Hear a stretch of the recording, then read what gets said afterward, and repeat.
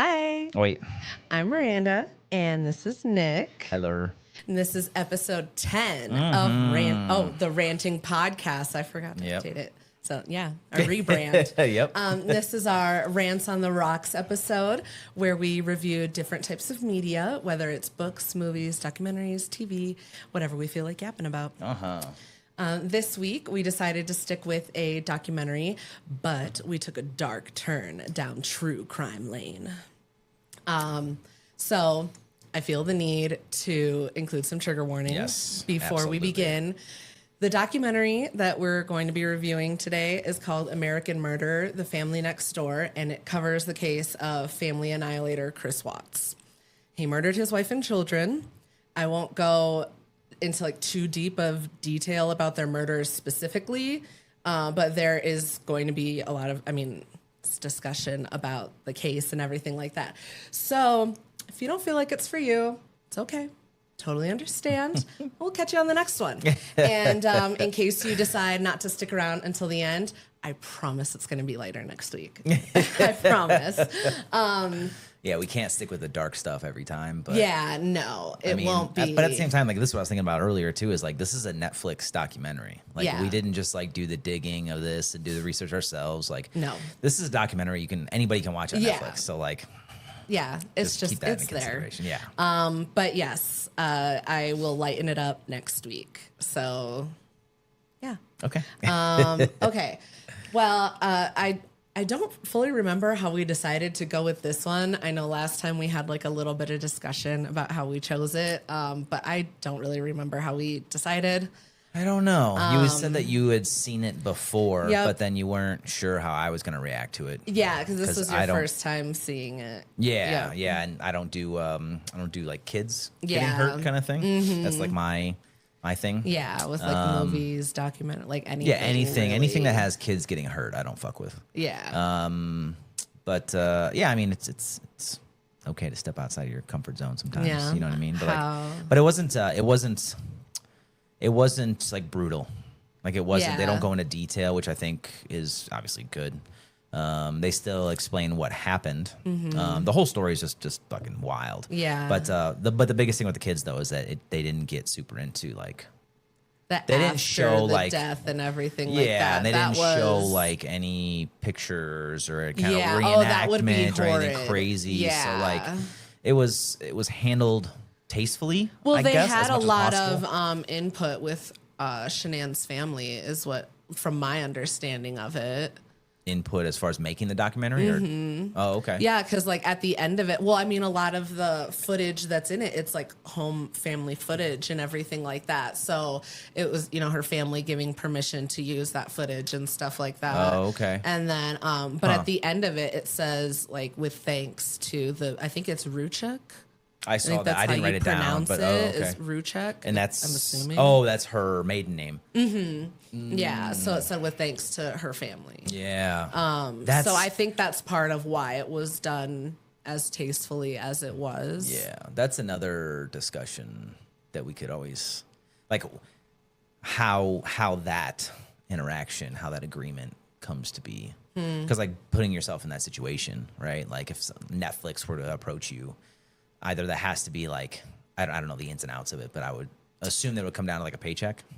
I'm assuming. I mean, probably, but why also, would you agree to like be in the spotlight? Well, I mean, we'll get into it a little bit, but I think that they just wanted to be able to get like the truth out there without it being like, I don't know how to explain it without getting like super coming under ahead of myself. Yeah, that's true. Yeah. And so like I had read a little bit like an overview of a paper. I was so mad because I found it on EBSCO web host, but I don't have a school login, so I could only read the overview. Oh no. Okay. I don't even know what that is. It's like one of the things that you have to, like a lot of the times when, when we were in college, you had to get like the peer reviewed papers. Yeah, and so, right. Like, that was one of the databases. Oh, okay. It was, I know it was EBSCO and then there was like one or two more. Huh, okay. But as soon as I saw it, I was like, yeah, right. Flashback. Yeah. Like, okay. All right.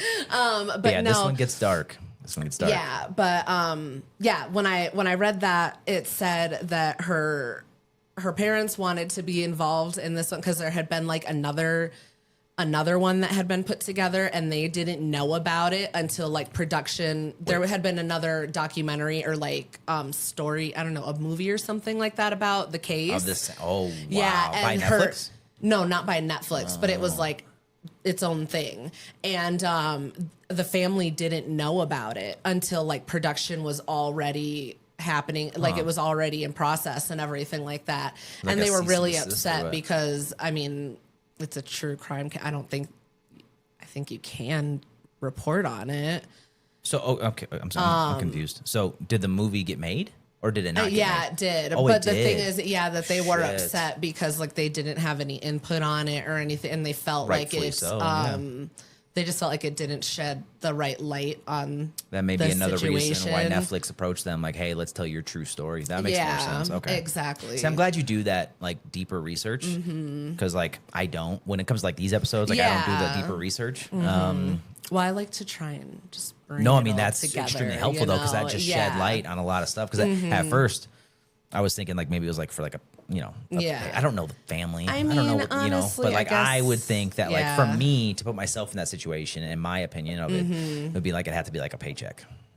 That's the only reason. But Yeah. another reason is that right there is to not clear your name, but like just Yeah, I kind of feel like provide clarity of yeah. the situation and kind of because they don't have to clear their name in any way, shape, or form. But no, but they Still. did. I mean, like I said, we'll get into it. But her family has dealt with a lot of like backlash, which is a weird fucking especially thing immediately to after. say. I don't know about anymore, but immediately after, yeah, they Yeah, I mean, I think that they still probably get some. Because people that just hear about it, they Oh, yeah. well, Everybody's obviously got their everybody opinion has a on new opinion and fucking everything like everything, that. But yeah. So I feel really bad for them in that case. But I'm glad that they the were whole able thing, to like. yeah. Well, yeah. I mean, obvious everything. I can't. especially fathom. the media stuff though too. But yeah, like how horrible. even yeah. the social media stuff. But yeah, anyways, we'll Yeah, get I'm there. I'm getting way ahead of myself. Yeah, so we'll get let there. me We'll get there. get there. Okay. So I don't think I said I watched it today. That was Oh, okay. before we went live. So I guess just real quick. But yeah, I did watch so- it today. I watched it I just got done with it like an hour ago. Yeah. So it's super fresh. Good. But yeah, it was definitely. I wanted to watch it kind of last minute just so it would be fresh. But I will say though, one thing that came into mind, like what separates, I think, the psychopaths from like normal people is like when you watch something like this, does it make you want to like hug your kids tighter? You know what I mean? Like, does it? You know what I Yeah. mean? Like that's the feeling that I got. You know what I mean? yeah, Like, definitely. makes you want to be like even better, like a better, Oh better yeah, person. You know what I mean? yeah. Anytime I When see you watch something stuff like this, I'm just like, yeah. I can't imagine how. Yeah. How So that's the kind of the good thing that came out of it, I guess, was that like, it really like it makes you puts things in perspective. I guess is the way to say I guess it. so. Yeah, it just makes you want to be Better. Yeah. Well, I mean, it's not a I very mean, it's high not hard to not bar. murder your family, but yeah. Right. But I mean, you know what I mean? Like Yeah. watching something like that, like, I don't know, just Yeah, like, it really is just like, Yeah. what the fuck? So I just wanted to kind of touch on some key details from the case and everything. So this all occurred in Frederick, Colorado. I forgot I was going to look up like how far away that is from the Springs. Oh, well, too late. So the perpetrator, like I said, is Chris Watts. And the victims were his wife, Shanann, and their daughters, Bella and Celeste, but she goes by Cece, or went by Cece. And then there's some other like key players are going to be Nicole Atkinson, and that's Shanann's best friend.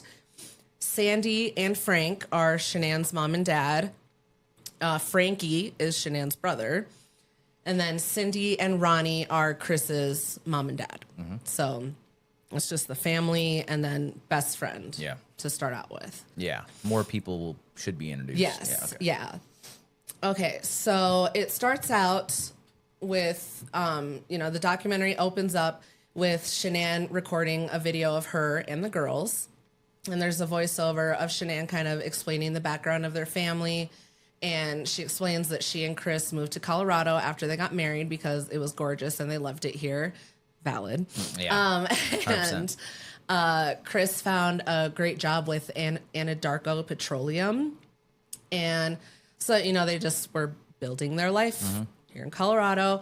And then one thing that they did specifically mention is that Cece was allergic to pistachio cookies and walnut cookies. They were baking and so just nuts, it sounds like. And so that'll come back up later. And then just for a little bit more background, Shanann worked in direct sales with Thrive. It's a multi-level marketing company. So she worked from home and she had a pretty large, obviously, social media presence. Yeah. I mean, given that all of this is like videos that she documented so much, she clearly had. Yeah. So to clarify, a lot of the documentary was through her Facebook. Yeah, it was like Facebook photos and videos that she'd uploaded. She would go live all the time. Yeah, it was like a mixture between that and then body cam footage.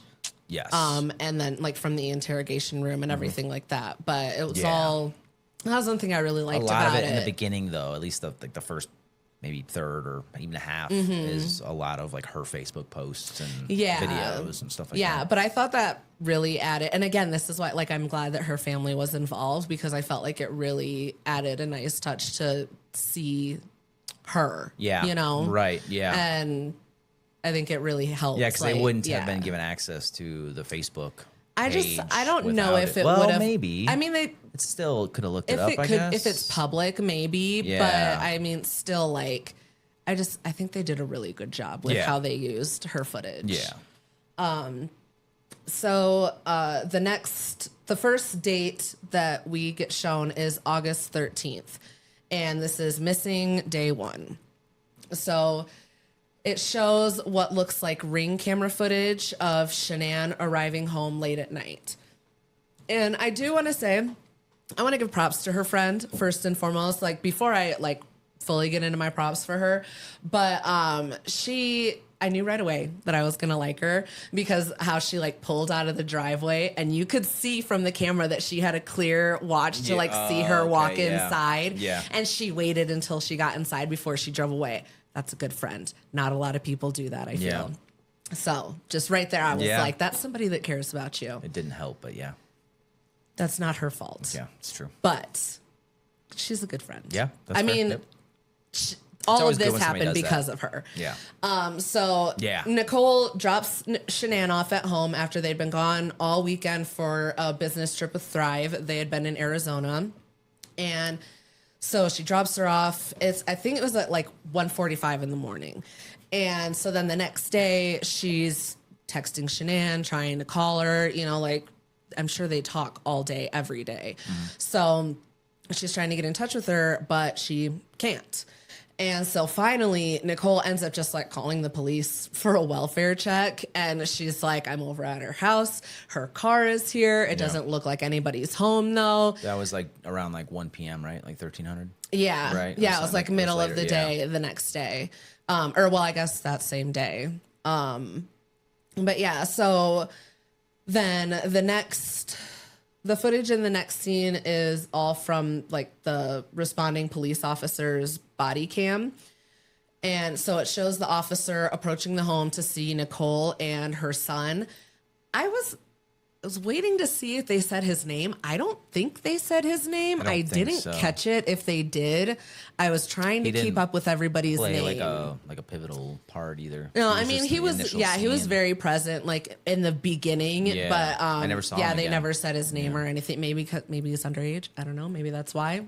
That's why I didn't want to dig for it either, just in case. Okay. So anyway, so Nicole explains to the officer that Shanann hadn't been acting normally throughout the weekend. She hadn't really been eating or drinking like normal. And she said that they were trying to force it on her because she was pregnant. Yeah. And so the police officer goes and, he knocks on the door. He's calling out for Shanann. And Nicole is like, I feel for her because she's like clearly the only person here with a sense of urgency because she's like, can you just go inside? And he's like, calm down. Yeah, that's There's not things. how this works. I know, I understand. But like, as her That's friend, what makes her a good friend, she's though. like, my pregnant friend is nowhere to be found. I totally get where she's coming from, where she's like, I need people to light a fire under their But ass. the cop can't just bust in. Exactly. What if there is a valid? Exactly. So, yeah. And so, I was like, I understand that he can't do that. And he even said, he's like, I can't do that. Yeah. If her parents gave you permission, and because here she even gets on the phone with Shanann's parents and they tell her the code to get into the garage. They're like, go in the house. We give you permission to go in the house. You're not the homeowner. And, I don't know, but That's well, what the way that, that's what the cop says. No, I know, but the way that she said, she was like, "Well, he's a homeowner, so like, I don't know, maybe they like helped them get the house or something. Maybe that's what she was saying. That she was like, they're giving you permission. Oh, I took it as go inside, as in Chris. I think the cop was waiting. Well, obviously, was waiting for Chris. But I think Nicole was like, her dad owns the house. Like that's how I took it, because she was on the phone with him and then she was like, he owns the house. Like, go inside. But so still he's, like I said, rightfully so, waiting for Chris to get there. And so while Nicole is on the phone with Shanann's mom, Sandy, at one point Sandy says, quote, he told me Shanann was at a girlfriend's house. I thought that was interesting. Especially when she just got home. Yeah. And she had a doctor's appointment that morning too at 9. Yeah. Like I would have immediately been like, who? Because like, what girlfriend? I mean, it sounds like they were together all the time. I immediately would have been like, who would she possibly be with? That's not me. Right. So before long, Chris shows up and he like runs up to the house and he has this look of urgency on his face. And he goes into the house through the garage, then walks through the house to come and unlock the front door to let everyone else in. I thought that was weird, but whatever. So then the officer, Chris, Nicole, and Nicole's son are all searching inside the house for any sign of Shanann or the girls. Almost immediately, Chris mentions to the officer that the girls' blankies that they never go anywhere without are gone as well. And then Chris finds Shanann's phone and they quickly turn it on. And, they mention like, oh my God, it's about to start ringing off the hook and everything. And I guess originally they had thought that maybe it was dead, but it was just off. Turned off, yeah. And so, they weren't wrong. All these messages and everything start coming through from both Nicole. Well, because everybody's been trying to contact her all morning. Yeah. So from Nicole and Chris, and then there's, other people that had been messaging her like, hey, call us, da-da-da. So Nicole finds Shanann's purse still in the house and immediately starts going through it. Because first, this is already starting to get weird. Her purse is here, she's not. And then she sees that her medication is in there. Shanann has lupus. And so here's where we get like they do a little bit of a snippet to give us some background on Shanann. And it's like a voiceover of a video where she's explaining that she had been in a bad relationship and a previous marriage. And then after the divorce, she worked really hard and built her first house at 25 years old. That's pretty impressive. Yeah. Yep. And so she says, at the time of the voiceover, that 10 years prior, she had started noticing changes in her body. She was losing her hair. She felt like she had the flu all the time.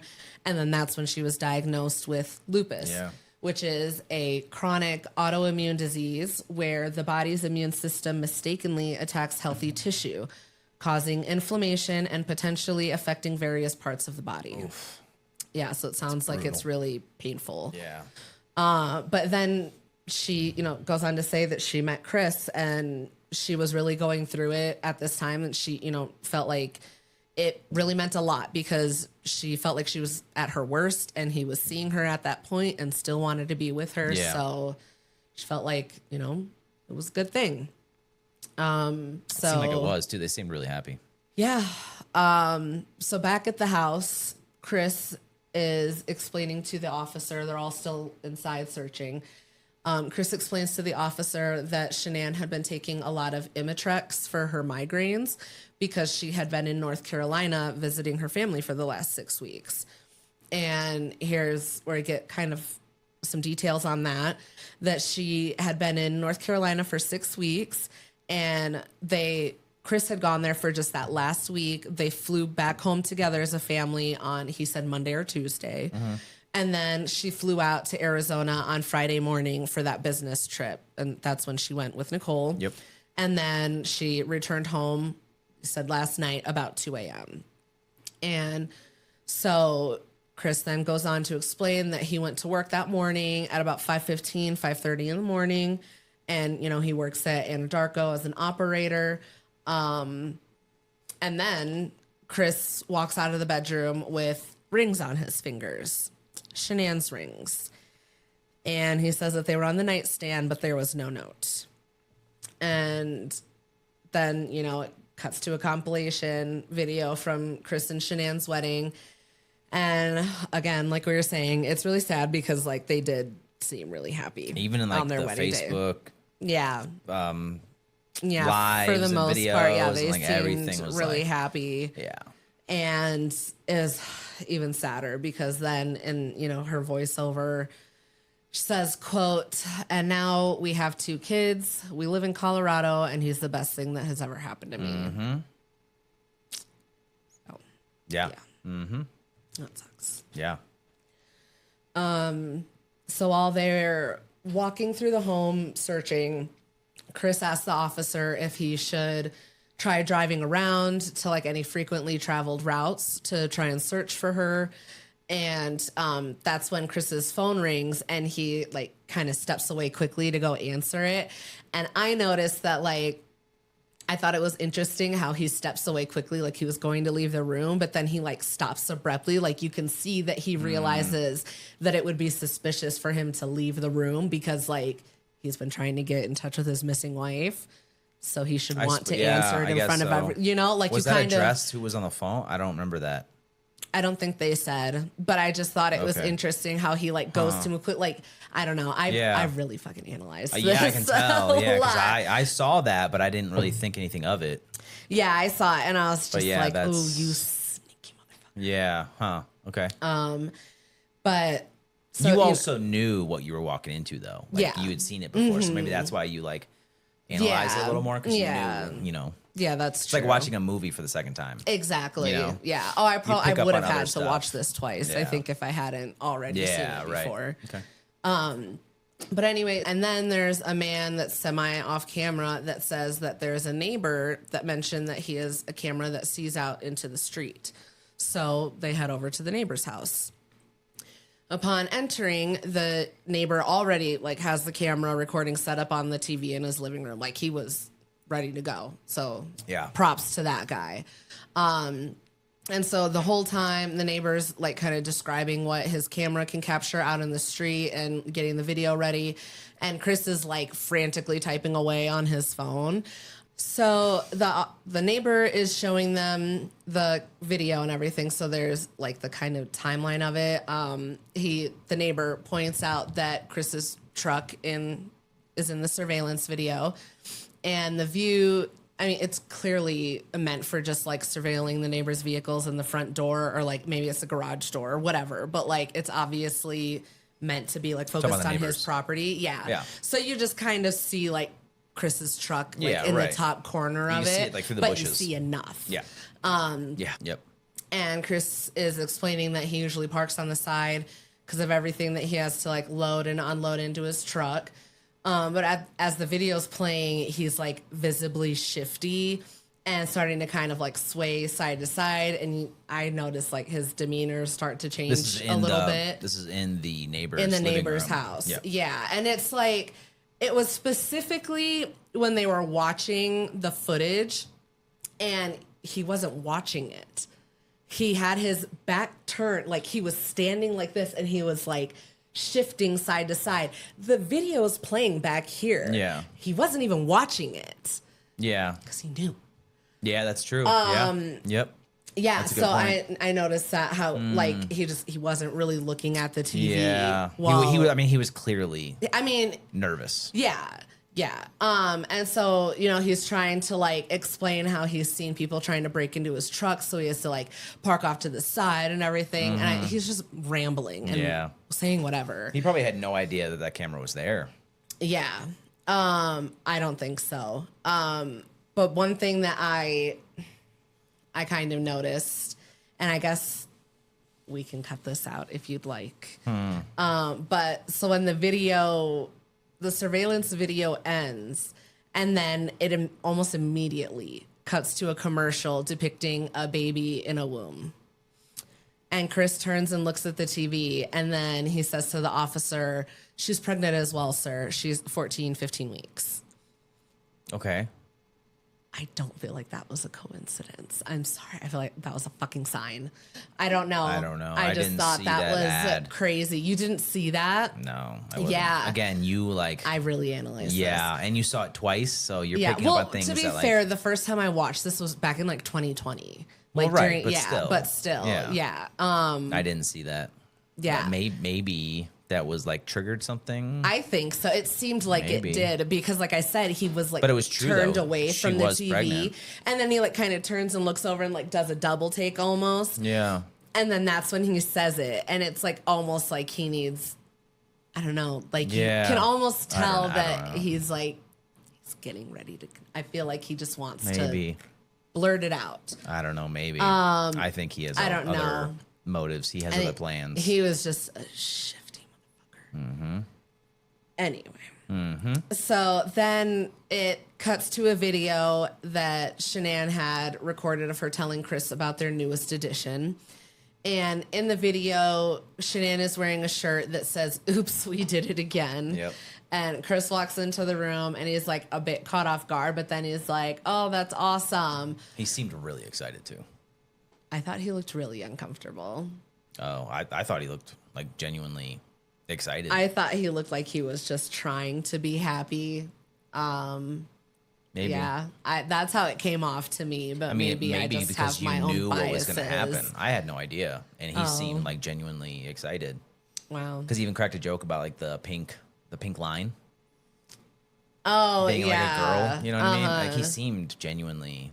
I mean, but at the same time, throughout the entire thing, throughout all the videos and like all that stuff, they looked genuinely happy as well. Yeah, I mean, which for the obviously, most part, as you go on, you're gonna find out that they were not. Yeah. So after that, then there's a video of Shanann telling Bella and Cece that there's a baby in her belly. Of course, they have like a basic. I think they're 4 and 5, so they have like that basic understanding of it. But it was still cute. I thought. And so then there's another video montage of Shanann with the kids, and I think it was like a voiceover where she was explaining how they really wanted a boy, especially Chris. And she had originally been told that she couldn't have kids. I'm assuming because of the lupus. Maybe. But she had 2 kids and 1 on the way, so she felt truly blessed, and rightfully so. Yeah. She overcame a lot. Exactly. I mean, well, yeah, especially when you're told like you can't, and then you're like, looks like I did. Yeah. Like that 3 times. Yeah, exactly. That's gotta feel great. Oh yeah. So then we're back to the present time with everybody in the neighbor's house. And when Chris goes to leave, I don't know if I couldn't really tell because I think maybe it seemed like the neighbor kind of gestured to the cop like off camera. We didn't see it on the body cam. Yeah. But the cop kind of like lingers behind and he's like, "Oh, go and talk to that officer out there. I'm going to get the neighbor's information." Yeah. As soon as the door closes, the neighbor looks at the cop and says, quote, "He's not acting right at all." And fucking bravo to that man. That's good. Bravo to that man. He points out how Chris was being all fidgety and rocking back and forth. And then he directs the cop back over to the security footage. And he's like, Chris never, ever loads his stuff in and out of his garage like that. Right. And he's like, he doesn't really talk, so it's kind of weird for him to be like talking so much right now. And of course, the cop is like, well, given the circumstances, maybe that's why he's talking. I mean, they don't know what you know. I understand. No, I understand that he's trying to give him the benefit of the doubt. I think in other circumstances, there would be no benefit of the doubt given. But I'm not going to go any further. That's all I'm going to say. So back at the Watts house, Chris is telling the cops that, he's exhausted every option that he can think of. And he's like, I've contacted all of the friends that we know. And so the cop offers him his card and then he leaves because, I guess that's really all they can do at this point. And outside of the house, Nicole is clearly distraught. She's crying and everything. The best friend. And Chris is saying, he's torn apart, but it's pretty fucking chill to me. Yeah. So next day, August 14th, missing day 2. In these next 2 scenes, we see Officer Goodman reach out to Chris to get identifying information for Shanann and the girls. And so then they go through all those details, and then that's followed by body cam footage of officers going door to door with the missing persons flyers. And one of the people, an older woman, ends up telling an officer that she had noticed an out-of-place truck the day before. And she's like, oh, it's a steel gray truck. Can't tell you the make or model or anything. But then she did mention that it was smaller than the dad's. So I don't know if she was it's similar, but I don't know. I didn't understand where there wasn't a second truck that I noticed. It seemed like maybe it was going somewhere, but there's also a very much older lady. Yeah. I don't think she really had a grasp on things. Maybe, I don't know. Yeah, because there's not a second truck that comes into it. No, I guess I could have cut that out. It's fine. No, it's fine. It was in the documentary. Yeah. That was part of the, investigation. But. Yeah. So I'm assuming that it's later on in the same day. There's more body cam footage of an officer arriving back at the Watts house. And he tells Chris that they need to get everybody out of the house so they can bring the K9 unit in. Yep. And there's a reporter in there. It looks like maybe she was getting ready to do an interview because I think she was setting up a camera. Yeah. I'm assuming setting it up, not taking it down. No, they were definitely about to film. That's what I thought. Yeah. So they get everybody out, and when the K9 unit is walking through the home, the handler even mentions how it's odd that the house is almost immaculate, with the officer agreeing, saying it's amazingly clean. And if that's not a huge fucking red flag, then I think that just helped. Especially, already evidence is starting to. Well, yeah, 100%. But also, you have a home with 2 young kids. Yeah. Your house isn't that clean. Yeah. They never addressed that, but yeah. No, but I think that's why that they. But also obviously they see a lot of homes and stuff. Yeah. But I just thought he clearly did some cleaning, and everything, but there was nothing to clean. It had to be a lot for them to, I don't know, but it had to be a lot of maybe just paranoia, but it had to be something for them to comment on it. Oh yeah, for sure. Yeah. That's actually that's absolutely there. Yeah. But they never actually come back to that. No. So then outside of the house, there's the line of reporters and everything, and Chris is talking to the cameras, and I just always felt like he had kind of a smirk on his face when he was talking about how he hoped that they were all safe and that they were all together. And then, he says if someone has them, that he wants them back. Mm-hmm. I didn't see the smirk, but he was definitely trying to sell it. Yeah. I don't think he was doing, clearly wasn't doing a very good job. No, I'm not saying he was smiling necessarily, like one of those micro expressions. Yeah. And so then, there's a reporter that asks if they had an argument before Shanann left. And Chris mentions that they had an emotional conversation. And he says, we had an emotional conversation. I'll just leave it at that. I just want them back. And then he kind of chuckles a little bit. I think that's one of the first not even the first, but he definitely fucked up by saying that. Maybe, yeah. By mentioning that they'd had an emotional conversation. Yeah, I think he definitely slipped up there. Yeah. And then he's like, that's all I'm going to say. Yeah, I think, that's what I'm saying is you made yourself look pretty fucking guilty right there. I mean, yeah, things are starting to stack up. I mean, yeah, you had an emotional conversation and then she's missing now. Like, yeah, I think they don't really address it in the documentary. Like at first, eventually they're like, yeah, we already knew about this. But I think they're just stacking shit up in the background. Just letting him they know that there's something. Say stuff. Especially when you do this like every single day. Like this is your career. This is what you do. Yeah, and that's, I'm sure they're like, I don't know if I say it, but I know I was thinking that like through the whole interrogation and everything, but like we'll get there. Yeah. So, you know, like right here in the next scene, Chris is heading into the interrogation room with an officer who they later identify as Graham. I don't know if it's like detective, agent, officer. They just call him Graham. So Graham asked Chris about the emotional conversation that he and Shanann had. And Chris says that he brought up how things had been going between them for the past 6 weeks, that, you know, Shanann had been in North Carolina that whole time. He had only been there for that last week.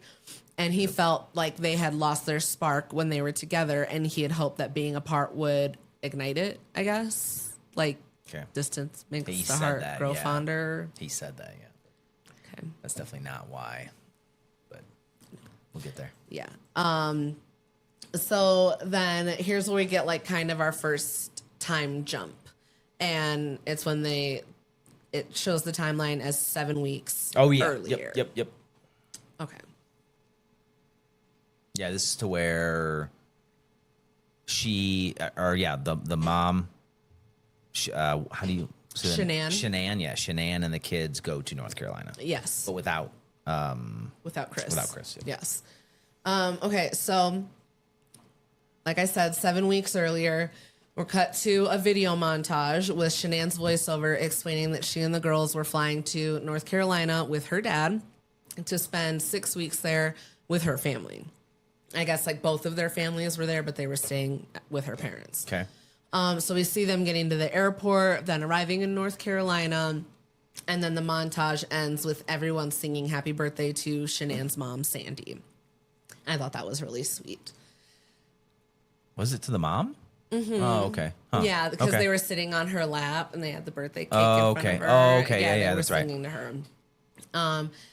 And so then the next scene is Nicole in the Watts house, and she's introduced to Agent Greg Zettner with the Colorado Bureau of Investigation.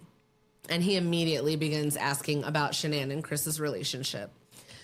And Nicole tells him how Shanann had gotten into a fight with Chris's mom, Cindy, like the second week into her trip to North Carolina, because Cindy had bought ice cream that had all of Cece's allergens in it. Okay, so the next video montage of what I'm assuming is their trip in North Carolina, and it has Mark's voiceover, and Mark was Chris's best friend, and he's like affirming what Nicole had said, but just from like, I'm guessing what Chris's side of it is. Like, this how I took it was that Chris told him what had happened. Yeah. And so that's how he's relaying it from that perspective. Yep. Which is the allergen thing. Yeah. And so, you know, it goes into a little bit more detail offering like Cindy's side of it. So maybe he's, you know, got that from Chris as well. So Cindy had told him that Shanann had stormed into the living room, started yelling at Cindy, and she was accusing Cindy of trying to kill her baby. Well, yeah, I mean, if she could go into like anaphylactic shock. If you know that I'm coming here, get that shit out of the house. My child will never come back into this home. Oh yeah, I would absolutely not unsupervised or anything. Like, her reaction was warranted. Yeah. 100%. So the fight escalated, and Cindy ended up kicking Shanann out of her house, and then Shanann went back to her parents' house. See ya. And she said like that was the last time she saw Chris's parents.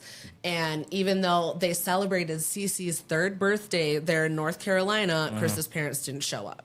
Good. And I mean, yeah, I would have been pissed because like, why would you do that? Like, I'm not even going to get into it. It's fine. I mean, yeah, I don't think they should have shown up anyways. I would have had a lot of mixed feelings about it. Yeah, because the fight just happened. So why would you bring that energy to the birthday party? Yeah, just but still for the child, that's why I would have been like, everybody needs to just like shut the fuck up for today.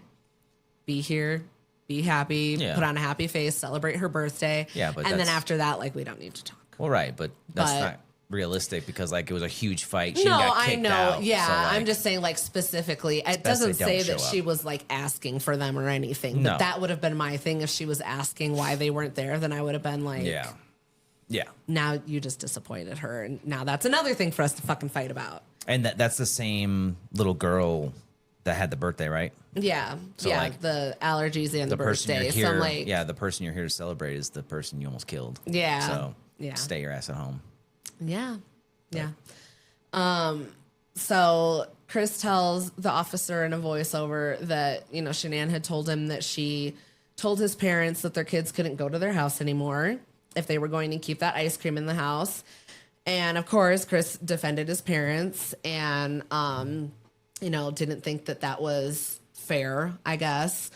And so then the officer asked Chris. Well, wait, hold on. I didn't see that. There was the text back and forth. So throughout the whole documentary, they're showing, like, I don't know how you would describe it, but they have like these little pop-ups that come up on the window. Yeah, the for, like, text texting. reenactment. Yeah, so that reenactments. Yeah. Yeah. But it's just like them like typing out text back and forth, and then it was Shanann messaging Chris about it, and then he's like, "I'm gonna fix this. This is unacceptable." Blah blah blah. That's what I saw. But then I think there's like another text reenactment where it came up again where like he had defended them and said that he didn't feel good about like keeping the grandkids away from from their grandparents. Oh, okay. That's where she was like, I don't want them going over there, and he was like, well, that's that's how I took it from what she was saying, that he was like, I don't want to keep them away from them. Okay. But I mean, if you're not taking their allergies seriously, like, it's true. Yeah. I don't trust you around them because, like, what if something happens? Yeah. What are you gonna do? Give them like fucking Dayquil and be like, you'll be fine? Yeah. I'm like, know. no, yeah. I'm not taking that chance. Yeah. So anyway, the officer asked Chris if he truly believes that Shanann and the girls were taken or if they left on their own accord. And Chris says that he thinks if she was taken, it had to have been by someone she knew because nothing in the house was disturbed. Mm-hmm. So the next... Like I said, I think they're piecing it together. Yeah, they're just letting him dig himself into his own grave, which we don't see until later. Yeah. So then this next point in the timeline is 5 weeks earlier from their missing time. Yeah. So 2 weeks into their trip. Yes. Yeah.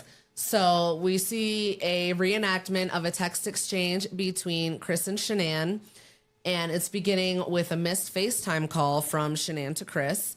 And then there's a text message from Chris apologizing for not seeing the calls, but Shanann isn't having it.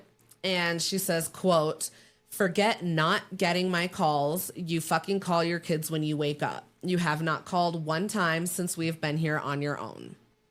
That's fucked up. I would be pissed too. So, like, I mean, I probably would have just stopped calling him at that point. He's clearly, honestly. I mean, he's clearly doing something else, obviously. Exactly. That's why I would have just been like, oh, you don't want to call? Like, okay, you don't need to talk. That's fine. It's been 2 weeks. Yeah. And no call. Like, that's... Yeah. If we're not, like, yeah. That's obviously somebody that's very distracted. Mm-hmm. So, you know, he apologizes again, but she's like, you'd think you'd miss us, but I guess not. Mm-hmm. And he's like, oh, I miss you guys tons. So Nicole, Shanann's friend, explains to Greg, I believe the agent, how Shanann had messaged her and that she knew that things were bad, but she didn't know why. And apparently, you know, Nicole is explaining how Shanann had explained that Chris had only acted like this one other time, and it was after their wedding. Yeah. And I guess, again, his parents didn't even go to their wedding. So, I mean, you know, it was clear that they didn't like her. They obviously had a problem with Shanann. Yeah, that's right. And Nicole said, you know, Shanann could be bossy, but like in a good way. Like she was trying to motivate people and push them to do good things. But, you know, back in the interrogation room, we see Chris telling the officer that his mom didn't think Shanann was good enough. And so the officer asked Chris, you know, what the deal was with the wedding and everything. And apparently Chris's mom and sister didn't like Shanann, so they didn't go to the wedding. And I guess that they had thought that Shanann took Chris away from them to Colorado. And so I guess that's why they were mad at her. I guess. I mean, there's people that didn't show up to our wedding. So. Grow the fuck up. Shut up. Whatever. Like, anyway. Yeah. Cut to a video that Shanann recorded of herself explaining that she's the dominant one in their relationship. And she says, Chris is sweet, but she's definitely the high-strung one between the two. She definitely had her moments. She was definitely very pushy and very... Well, that's what I was going to say on this one. I think this is one part where I felt like she wasn't painted in the best light, but I mean, she posted the video, so I don't know. I mean, that was just her. That's just her. I know, but yeah, in this one, so she's, it seemed like it's on Christmas, and Chris is standing outside the front door dressed up as Santa, and she opens the door and she's like, "Hey, Santa, where's your phone? Like, I wanted that." And he just kind of stares at her and he's like, "Oh." And so she's like, "Okay." So he comes in the house and again, she's like, "Hey, where's your phone?" And he's like, "Oh, it's in the garage on the top of your car." Well, he said in the garage to begin with. Yeah. It's like, why are you asking me again? Well, because I mean, in the garage. I understand where her annoyance is because she's like, "I'm recording something on this. I told you I wanted your phone for this." Like, if you're trying to have a whole process, he also had to get in the whole costume and all that kind of stuff. Pocket. Like, she was very pushy. She was very... thought, yes. Well, the thing that got me was how when she was walking out, that she was like, "Oh, my husband's a genius. He doesn't listen." Yeah. Like, I wouldn't have you can pick up on that. Like, even people like comment on that. Like, she was very... That was one pushy. Thing that nothing she did warrants what happened, warrant obviously. But she was still very pushy. And that part I was like, girl, demanding. Like, you need to calm the fuck things down. Like that. In hindsight, none of it was like, I understand warranted. Your frustration about it. I wouldn't shit talk him on a video that I'm going to post on Facebook. Yeah, right. So anyway, back in the interrogation room, the officer asks if Chris has any reason to suspect that Shanann may be seeing someone else. And he says he doesn't think so. At least he doesn't have any suspicion. And, she would have had to be really secretive in order to do it. And then the officer brings up Chris's physique. And he mentions how Chris had been overweight at 245 pounds, but now he was down to, like, he said 180, 185. And so then the officer mentions how that often indicates cheating for men, or at least the interest in cheating. But Chris, is insisting that he didn't cheat on his wife, and he even agrees to take a polygraph test. This was a wild part for me. Yeah. So I just thought this, I don't know. So this next clip, ironically, is a previous speech of Chris's that he's doing on relationship deterioration and repair. Yeah, this one's kind of weird because, like, he's like at his old weight. So this was like years ago. I didn't understand. I mean, I understand why they included it in that. I just didn't like. I don't know. It was kind of confusing how they kind of slipped that in there because it was a presentation for what seemed like a college course or something like that about relationships and But I thought it was. I thought it was kind of interesting because in his speech, he says that there are 3 questions you have to ask yourself in a relationship. 1, do I have a desire to keep this relationship going? 2, do I have a moral obligation to stay in this relationship? And 3, is it a necessity for me to stay in this relationship? One thing that I thought was a huge fucking red flag for him saying that children could be a necessity, because sometimes when you have children and the relationship starts to deteriorate, a child could help repair it. And I was like, in what fucking world, bitch? That's horrible advice. Right. Because it is. Yeah. And then he also mentions how relationships tend to end after one is unfaithful because one partner realizes that the relationship can't be sustained. And he also mentions the gradual interest in a new relationship, perhaps with someone at work. So in the next clip, It's more body cam footage from Agent Lee with the Colorado Bureau of Investigation, and they're on the phone with Luke Eppel from Anadarko. That was Chris's direct supervisor. Yeah, yep. And Agent Lee, she inquires about whether Chris had a girlfriend or indicated that like Shanann had a boyfriend or anything, like if there's any stepping out of the marriage at all. Yeah. And Luke reaffirms that what Chris said by stating that Chris had never appeared to step out of his marriage, nor had Shanann. And I wondered if he was telling the truth. I wondered that too. And when asked about Chris's Monday morning, Luke tells Agent Lee that Chris had been out on the Survey Ranch. And he says that there were wells out there and Chris and other employees had been out there all day. And then Luke also states that he never had any concerns about Chris and still didn't, other than his current situation. Mm-hmm. So on August 15th, this is missing day 3, and they're back in the interrogation room. And now Agent Lee comes in with the polygraph test, and she's there to administer it. And she... Oh, it's the same person, huh? I didn't realize yeah, that. I didn't realize it at first. Like, I literally wrote, there's now a woman, the polygraph examiner. It's not until later that I realized that was Agent Lee. Oh, okay. Yeah. So she's the one administering the polygraph test. And that just clicked. Yeah. Oh, no, it took a minute for me. I was like, who the hell is this woman? Yeah. Like, where she comes from? There's no identifier or yeah. anything. Like, I really had to listen to it. And then I was like, oh, okay. So, Agent Lee enters the interrogation room to administer the polygraph test. And she explains that she just needs Chris to relay the entire day as if he's speaking to a friend that doesn't know anything about what's happened. Mm-hmm. And he begins saying that this interaction's fucking weird. Yeah. So he begins saying that he woke Shanann up after he woke up, and they began talking about selling the house and separation. And he insists that he wasn't cheating and that he told Shanann that there wasn't anybody else. He was just telling her that this was the plan that he wanted to move forward with, selling the house and filing for separation. Agent Lee tells Chris that he should have confidence in telling them that he doesn't have anything to do with their disappearance, because if he did, it would be really dumb of him to agree to take the polygraph test because they're going to find out if he's lying. She makes that abundantly clear. I think like 2 or 3 times she says Several times she says it. She's like, I'm going to find out. We're going to find out.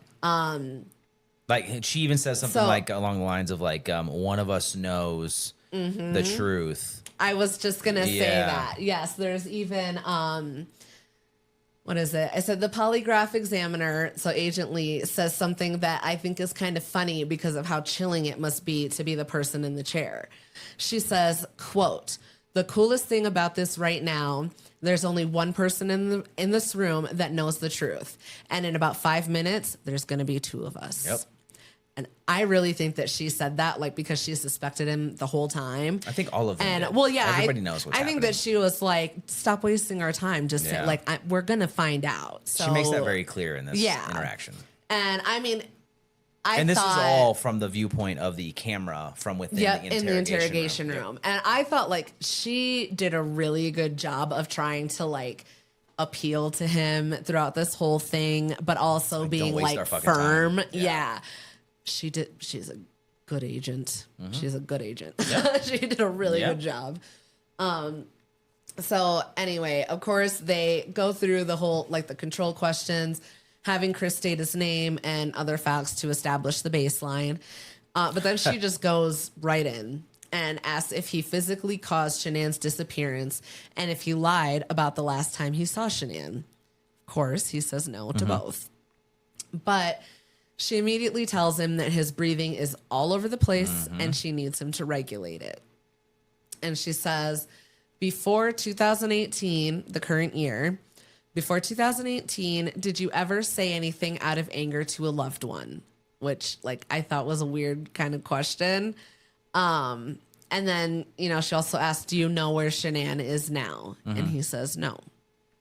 Well, back up though. When she asked that question, he stumbles. Yeah. Because she asked, what was the first question verbatim? Yeah, she said, before 2018, did you ever say anything out of anger to a loved one? And then he's like, yes. No. Yeah. The fuck was that? Yeah. Yeah. Like, this is... Yeah. You're in the middle of a polygraph. Well, I know. I think maybe I don't know. She was just trying to like throw some random shit at him too, No. but I don't know. So then again, she asked if he physically caused Shanann's disappearance and if he lied about the last time he saw Shanann. And again, he says no. So there's a cut to a text reenactment of Shanann telling Chris that the problem in their relationship is one-way emotions and she needs him to meet her halfway. Yep. This is back in North Carolina. Yeah, Right? She's in North Carolina. Yeah. He's not out there yet. Yeah. So then Chris's flight out to North Carolina was on July 31st, and he spent that last week of the full 6 weeks out there. Yep. So there's a cut to a clip of Chris arriving at the airport, and he's greeting the girls while Shanann is recording. And there's a video montage of them taking the girls to the beach for the first time. And in the overlay, there's a reenactment of a text conversation between Shanann and one of her girlfriends where she's telling her friend that after 5 weeks of being apart, Chris has only kissed her once and he hasn't like touched her. That was at the airport. That was it. Yeah. And so then in the next clip, Chris is doing push-ups. And again, there's a text reenactment of Shanann explaining how she took a night shower because that means that she wants to have sex and he knows that. But instead, he's over there doing a push-up challenge and it sounds like just avoiding her. Yeah. And It's then very obvious what's happening. Yeah. Then Shanann texts, quote, "He's never been like this. 5.5 fucking weeks, no sex, unless he was getting it somewhere else." So, of course, Shanann's friend is like trying to reassure her that that's not the case, but Shanann knows her husband. Yeah. This friend pisses me off. I mean, she's trying to like be supportive, but like you can't. There's a difference. There's a point where like I go on a little rant about and just it. like blindly fucking like, oh no, everything's fine. Yeah. Yeah, I don't know how much further down, but I go on like a little mini rant. This is this is August 15th, right? I believe that was the last date I said. Yes. Okay, got it. Okay. So back in the interrogation room, Agent Lee and Graham silently walk back into the room and they tell Chris that they're going to discuss the results of his polygraph test. Obviously, he did not pass. No shit, huh? One thing that I read in that paper was that he got one of the lowest possible scores on that polygraph Wait, I'm sorry. test. Back up. Where did you see this? That paper that I found on the EBSCO.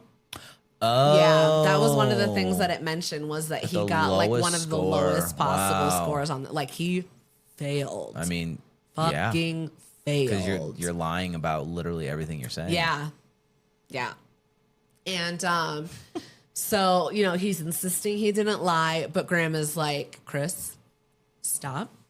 You need to take a breath. Yeah. And like I felt like he was kind of debating on like whether he wanted to do like good cop, bad cop or good cop, better cop. Graham? Like, yeah. Yeah. Just the way that he was like, stop. Like that's enough. That he was like, maybe. Yeah. It seemed like, I don't know. It almost came off like he just wanted to be like, listen here. Maybe. Yeah. Better tell us. I don't know. I think they were like, I think they were, how it came off to me is that they were, like testing the waters almost, like kind of like poking and prodding. Well, that's what like, I was saying with Agent Lee, that she was really like, because you can see like how they address him changes drastically throughout this interrogation. Like, at first they're like coming on like soft, right? Like just tell us, right? Do the right thing, and then they get a little more firm. That doesn't get them anywhere, and then they get a little softer, and then softer. So, I think they're just kind of like testing the waters to see like how to get through to him. They did such a good job with this interrogation. Oh, yeah. Those two were phenomenal. Yeah, because I even said here, Agent Lee is fucking good. The way that she talks to him and begins to reason with him immediately. No bullshit, but still like being gentle and understanding with him. Yep. And she tells him that she feels like he's ready to tell the truth because he went in there and he took the test, and she told him, like we said plenty of times, that they were going to find out the truth, and he still cooperated. And specifically, she says, there's a reason you feel sick to your stomach. When people hold stuff inside, it makes you physically ill. Yep. I could tell from the second that you walked in that you were wanting to just come clean and just be done with this. See, that's them like... I said it's giving real, I'm not mad at you, I just want to know what happened, kind of like disciplinarian, you know? Like, I'm not mad, I'm disappointed. Yeah. And, I mean, that's worse than just being mad. But anyway. Yeah. So. This whole thing. Yeah. Now the time, you know, it looks like the video montage goes back to them being back in Colorado after the North Carolina trip. Or maybe it's not a video montage. I don't know. Anyway, timeline, back in Colorado. It's now after the North Carolina trip. Okay. And so there's another text reenactment between Shanann and her girlfriend. And she says again that something has changed in the last 5 weeks. Yeah. But she's still going to try to sleep with him after he gets out of the shower. Yeah, because she says something like, even if he hates me, sex is sex, or something like that. But then in the next text thread, Shanann says that Chris rejected her and she had spent the past hour crying. And she said that she went into the bedroom, woke him up, and asked him who he's been sleeping with. Of course, he denies sleeping with anyone and was just like, not now. Shanann is sure that it was the altercation with his parents that's the issue between the two of them, because that's the only big thing that's happened in the past month. Yeah. So then that's when it cuts to a picture of the silhouette of a woman doing yoga. Oh, yeah. Yep. That's right. So again, the date shown on the screen is August 15th, 2018. And the voiceover is a detective stating the date for an interview with a woman named Nicole Kessinger. We're going to call her Nikki, because that's how they refer to her going on. Yep. So just to differentiate between Shanann's friend Nicole and Nikki, then Chris's girlfriend. So Okay. Nicole is Shanann's friend. Nikki is Chris's girlfriend. Yep. So Nikki tells the detective that nobody knows that she's coming in to talk to the police. And she thinks that Chris is a really good guy, but she's worried about his wife and kids.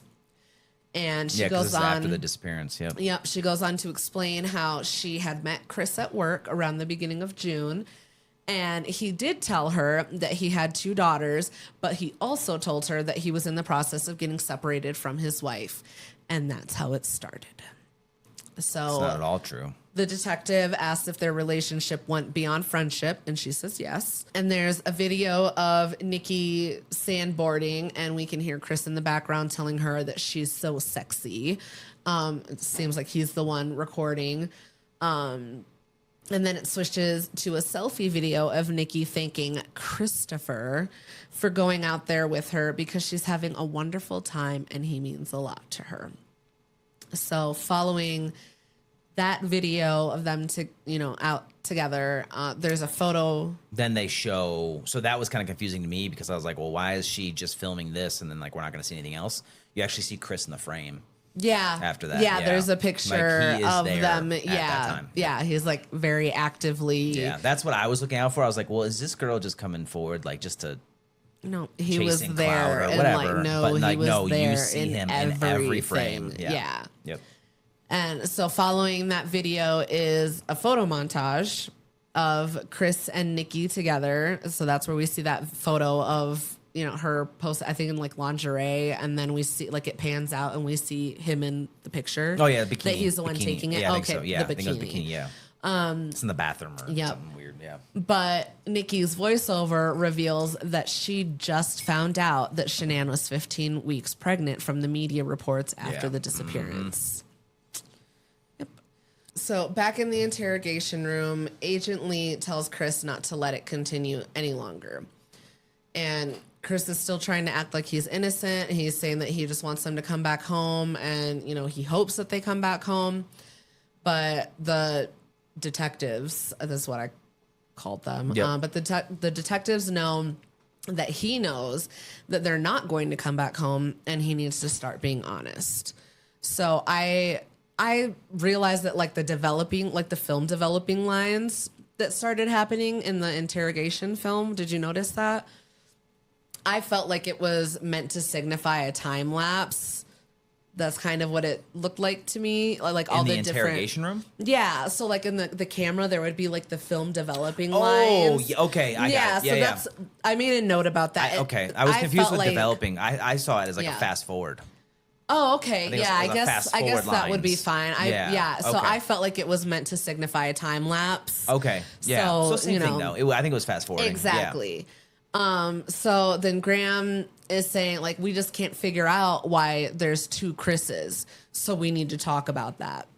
And almost immediately Chris blurts out, I cheated on her. And Graham is like, I know.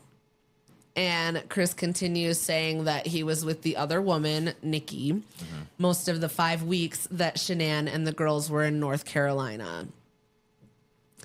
And but they even said that they knew about that. Yeah. And he tells them that he planned to file for separation at the end. Like, I don't know if he meant like after they had the baby, or I don't know. I don't think that he ever had a plan to do that. No, because in the text he makes it clear that he wants to work it out. Yeah, and then Graham drops what I thought was a pretty big bomb, and he says, we knew about Nikki, so we didn't need to ask you about her in the polygraph. I don't think this girl did anything to hurt anybody. We can leave her out of it and get back to your wife and daughters. And yeah, because she had already come in. And then Agent Lee points out how Chris hadn't cried at all since his wife and daughters have been missing. And he tries to dismiss her statement, saying that he hopes they're still out there somewhere. And, he's like, I'm just trying to be hopeful. But she pushes back and she's like, you don't have them now. You're not reading their babies' stories every night. Like, they're not physically here with you. And yet you still haven't shed a single tear. Like, but he did over the conversation about him cheating. He shed a tear on that, but not anything else. Exactly. So that's how the whole thing started. So then Agent Lee gives Chris what I considered to be kind of an out. And she asks if Shanann did something to the girls, and then he felt like he needed to do something to Shanann. And she even says, oh, come on, man. Chicks are crazy. Yeah. You know? See, that's what I'm saying. They keep using they're trying different to, tactics. Yeah. But then, Chris just asked to speak to his dad, and Graham asks if he'll tell his dad what happened if they bring him in.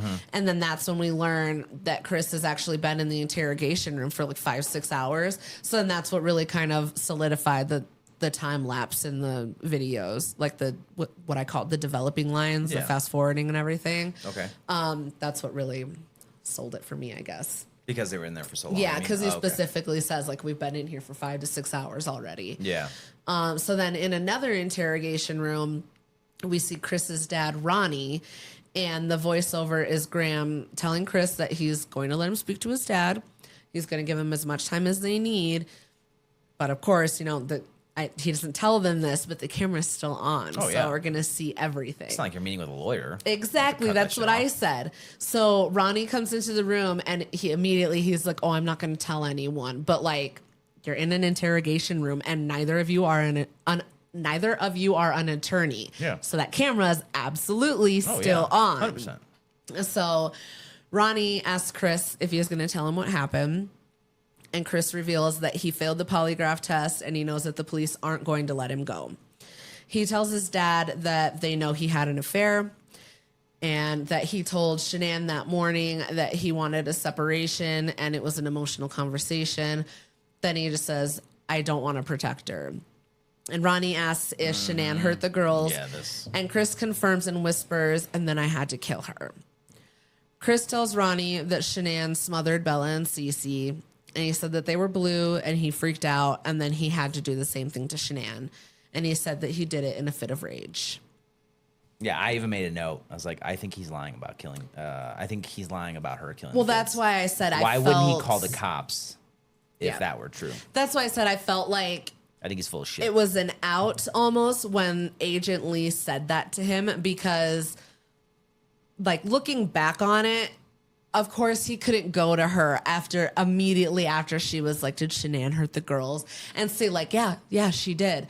So it almost makes sense that he was like, can I talk to my dad? And then spoons this story to his dad because like, he's none the wiser. He's not the one that just suggested that. Yeah. He's not going to think like, oh, of course you're saying that because I just said it. Like, yeah. Anyway. It's fucked up how he like tries to put it on her. Mm-hmm. So the next clip, it's body cam footage from the police gathering evidence from inside the Watts home. And they towed Chris's truck and, you know, they're gathering all sorts of evidence and everything from inside. And then back in the interrogation room, Agent Lee enters the room and begins comforting Chris, telling him that he did the hard part by admitting what happened. And now he just needs to tell them where they are. Mm-hmm. And he says they're at the first location he went that day. Yeah, the work site. And he's crying and saying that he was scared and they just want to get their bodies. But he's asking, like, what's going to happen now? What's going to happen after I do that? And they're trying to convince him to tell him where they are so they can recover them rather than someone else find him. And the officers leave the room saying that they're going to go get things set up to recover Shanann and the girls. And while they're out, Chris tells his dad that Shanann is buried, but the girls are in oil tanks because he didn't know what else to do. Mm-hmm. So they even show like measurements of how tight those oil like things are. Yeah. Like they're just small enough or just big enough for like a small child. Yeah. And Graham and Agent Lee come back into the interrogation room with an aerial view. Yeah, like you were saying, of the Survey 319, and they asked Chris to identify where he put their bodies. And then they mentioned that there was a sheet that was found out there, and he tells them that that was the sheet that Shanann had been wrapped in. Mm-hmm. So at this, I said, this is my own personal note that, so at this point, I think they know that Chris is full of shit. I mean, I would give him that given that he conveniently said that Shanann hurt the girls and he reacted out of rage almost immediately after they suggested that. But I digress. And then you threw them inside oil drums. Yeah. Or whatever, oil tanks. Yeah. That makes sense. So at this point, Agent Lee even asked Chris if he's good with the public knowing that Shanann killed her daughters. And he's like, yeah, because I didn't do it. He's such a piece of shit. So many different ways. Piece of shit. So then there's another assumed time lapse in the video. And the next clip shows Graham saying, it looks like you got a new life. And the only way to get that new life was to get rid of the old life. And I think that you killed these girls before their mom came home. And then you killed Shanann. Immediately, Chris denies that accusation. But Graham is like, what you're saying just doesn't make sense. He's like, either you're a monster who killed your whole family in the hopes that this new life with a hot young girlfriend is going to work out, or something else happened. Yeah. Make it make sense. But still, you know, Chris is insisting that he's not a monster. And he says over and over, I didn't kill my babies. So 3 days before the murders, on August 10th, Chris explains to the officers that on that day, Shanann flew out to Arizona with Nicole, so he had the girls Friday through Sunday. I thought he killed them like immediately. That was one of the notes that I put down. Was how long were the kids dead? Oh, that's fucked. I mean, it didn't happen that way, but yeah, that's fucked. That's what I thought. The next voiceover is Greg interviewing Nicole, and she states that she's known Shanann for like 3 to 4 years, that they had just gone to this training in Arizona that was held for the top leaders of the company. And she said that Shanann was waiting on the front porch when she went to pick her up at like 4:30 a.m. And that's the next part she said. There's a text reenactment of Shanann messaging Chris, telling him how happy she is to be having a little boy and thanking him for letting her hold him that morning and telling him how much she misses him. Yep. Then it cuts to a copy of the letter that she had left him that morning before she left to Arizona. And in the letter, she's telling Chris how much she missed him over the past 5 weeks while she was in North Carolina. It's basically a love letter. Oh, 100%. She's telling Chris that she's only seen him act like this once before, and it was over his parents after their wedding.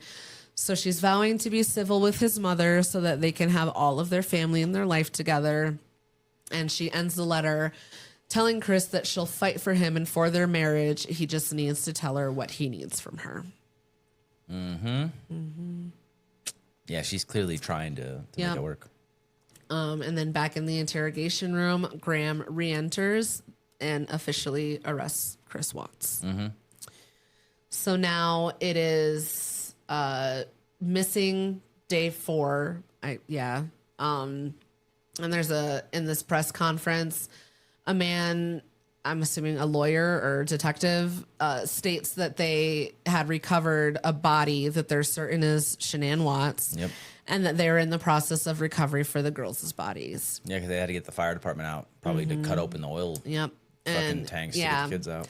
He ends up saying that it's absolutely the worst possible outcome they could have imagined. And the next clip shows people from the community holding a candlelight vigil outside of the Watts home. Yep. So another point in the timeline, this is 2 days before the murders. And there's another text reenactment between Shanann and Chris talking about Bella and the new baby. And it sounds like Bella wasn't too pleased about having a brother because she said that she was just going to pretend that the baby was a girl when it came out. Yeah. I thought that was cute. Yeah. That was funny. And so in the following clip, Nikki is talking to the officers and she's explaining how she's feeling blindsided by all of this and realizing now how much Chris had actually been lying the entire time that they'd been together. Yeah. And she then says that the past Saturday, while Shanann was in Arizona, Nikki and Chris had gone to the Lazy Dog. And she mentions how Chris had to get a babysitter that night. And the next voiceover is Nicole, Shanann's friend, explaining that Chris said that he had gone to a Rockies game on Saturday night. So that's why he had gotten the babysitter. But Shanann had ended up checking the bank account and she saw that he had spent $65 at the Lazy Dog. Yep. And then she even went so far looked up the menu and checked what he had ordered, and it just wasn't adding up. So that's when she started going through previous bank charges. Yeah, right. And Nikki, on her end in the interrogation room, tells the officers that after dinner together, they went back to her house, and then he had to go back home, and that was around 10:30 that night. And he was a little bit late to relieve the babysitter because he had to stop to get cash so that he could pay them. Yeah. And on Nicole's end, Shanann's friend, she confirms that Shanann had gotten the notification of when he arrived at home from the security system. Yep. And she thought it was weird that he had gotten home so late at 10:30. Yeah. So the next scene cuts to present time coverage of the court proceedings.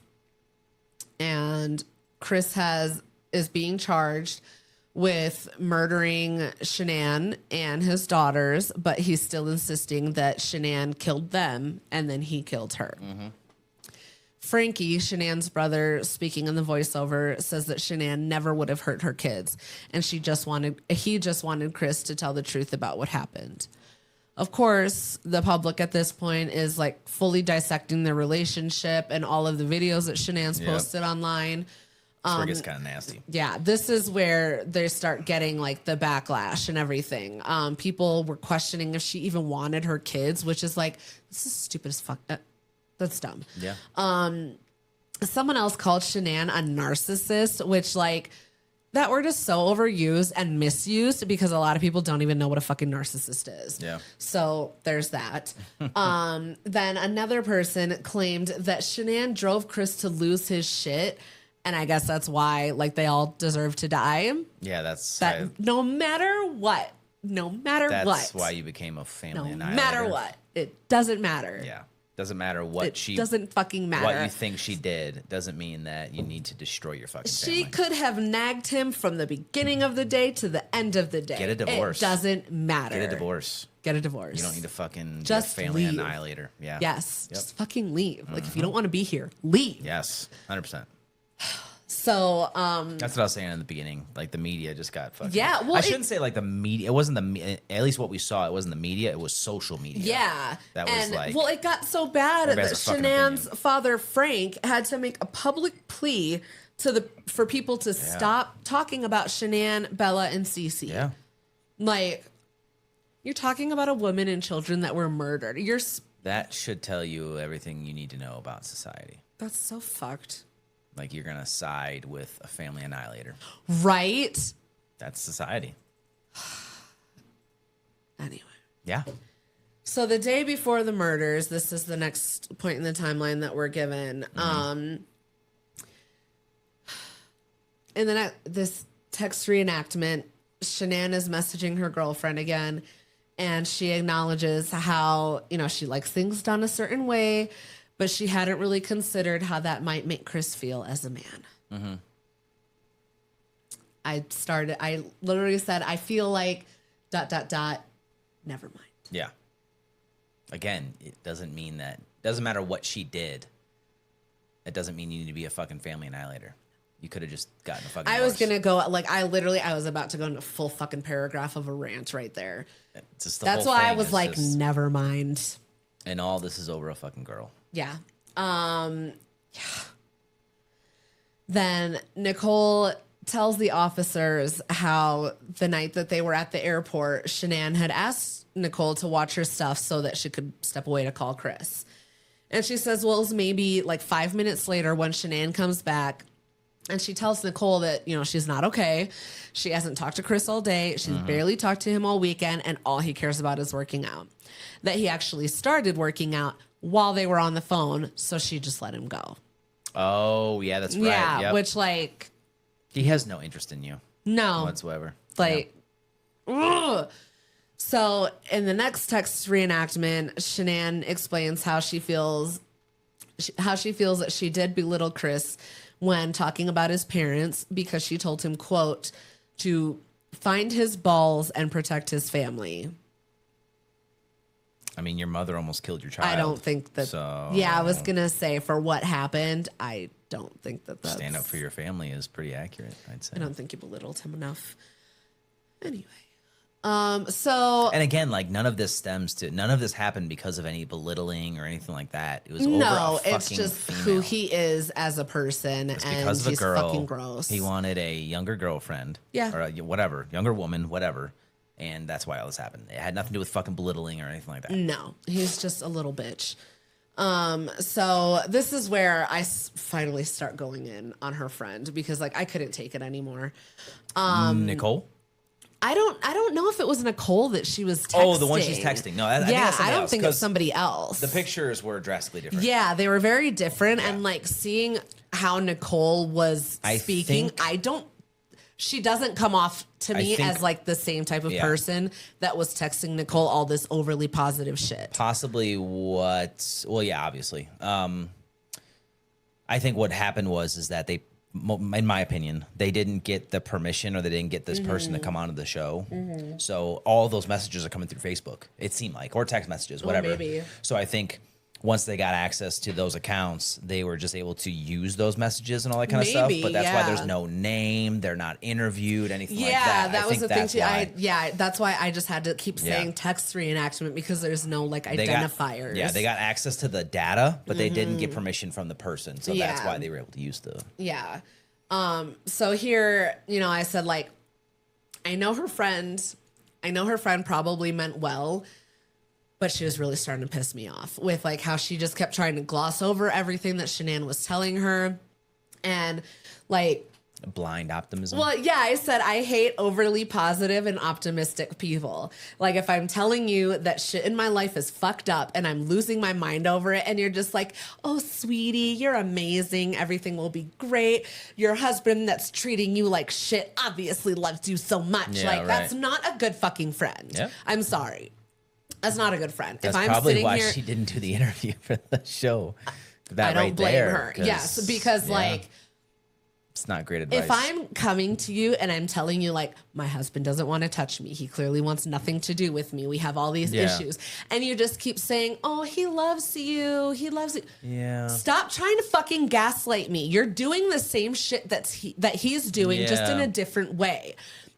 Acknowledge my feelings. Yeah, I'm trying to see like how she would be like trying to do the right thing, but like blind optimism is very rarely. It's as bad as just being pessimistic all the time. It really is. I guess, yeah. It's not real because fair. it's not realistic. It's not realistic. That's fair. At all. Yeah. And like that would send me over the edge, honestly, because she's looking to her friend for reassurance in this, that like she's not crazy, and her friend is basically like, you're overreacting. Yeah. Like that would literally, in hindsight, though, blow my fucking mind. I'm sure that person feels like shit looking back. Probably. Because like there's got to be that friend. Don't mean to go bad. a billion relationships out there, right? They're like that tactic might work. This is one that didn't, obviously. So like I'm trying to like. I know. That's why I was trying. Right like thing. Up until this point, I was like, I get that you're trying to be nice. She's trying to be supportive, supportive, but I finally got to the point where I was like, bitch, you're making me really mad. Yeah. I can see that. So sorry to that friend. I understand you probably feel really bad, and looking back at I don't mean to make you feel really bad or worse or whatever. I'm sure she was just trying to be supportive and be helpful, and I get it. I get it. But like, I get it. They would have never. That would have made me so mad. They would have never. They could have never fucking imagined that this would end up I mean, on a nobody could Netflix ever imagine that something like this is going to happen. Yeah. Obviously. But damn, that's shitty. She was just trying to be a good friend. I know. That sucks. I know. Anyways. Yes. She was trying her best. So in the following text exchange between Shanann and Chris, she's clearly trying to play nice. She's asking what he wants for dinner the next night, what he wants from Costco. Just while she's still in Arizona, right? Yeah, she's getting on the plane and everything, and they're about to take off. And so then this next scene is kind of where it comes full circle to the beginning of the documentary, because it's that ring camera footage. Yeah. It's her getting home.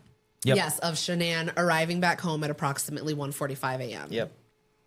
So now, in this next time that we're given, it is 3 months after the murders. And it's November 6th, 2018 at Weld County Court. And there's a press conference following the court proceedings. And so the man at the podium summarizes what occurred in the People v. Christopher Watts case. That seemed like the lawyer to me. Yeah, right? I think so. Chris pled guilty to all 9 counts against him, including 3 counts of murder in the first degree against Shanann, Bella, and Cece, unlawful termination of a pregnancy in relation to their unborn son, Nico Watts, 3 counts of unlawful tampering with a deceased human body. And because he pled guilty, he would not be facing the death penalty. So it sounds like it was a plea deal. And they even mentioned how, I guess it was at the request of Sandy, Shanann's mom, who had asked to have the death penalty taken off of the table because she didn't want there to be another loss of life in the whole scenario. I thought that was the judge that said that I didn't want to be responsible for taking his life. Well, he said Sandy said it, and that's her mom. So, yeah. Oh, okay. Kinder than I am. I mean, actually, no. That's let actually, him fucking sit with it. Yeah, that's another. Well, no, I don't know. Let him sit with it. I mean, some people talk about how jail's a good thing, though. This is a whole different topic, but I've heard people like they would prefer to like rather than like live on the street or like lose their lives, they would rather like live in jail. Oh yeah, I've heard that like too. So like, but it really depends. Like, I don't know. I think sometimes I think people, especially like child molesters, and like stuff like that, they need to be taken out and fucking taken out back and shot, right? Yeah, some people or it's just like you aggressively, to... you know, taken care of. But then like sometimes, and you know, sometimes this is a good point where like that's an easy way out. Exactly. That's what I was going to say is so like, good, you sit with that for the rest of your life and you think about what you fucking did. I would almost rather know what you would rather have, and then I'll do the opposite. Exactly. That's what I would rather do. Yeah. But unfortunately, that's not how the justice system works. So, the next point in timeline that we're given is February 18th, 2019. So it's been like about a year later. Yeah. And so we hear Graham in this voiceover, and he's speaking to Chris, and he says, "This is in August. That's April."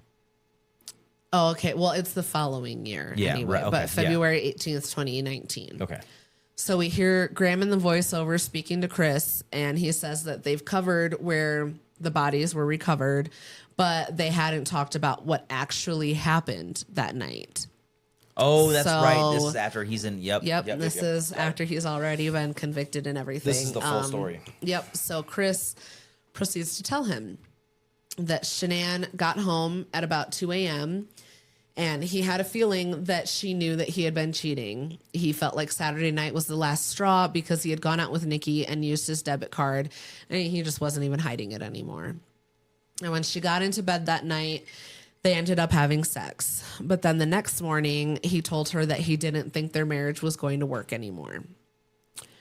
Rightfully so, Shanann was like, what was last night then? Mm-hmm. And then she's like, I knew that there was somebody else. And he says that before he could respond, Shanann began saying that he was never going to see his kids again, get away from her. And then Chris is like, if I had never met Nikki, would I have ever thought our relationship was bad? Probably not.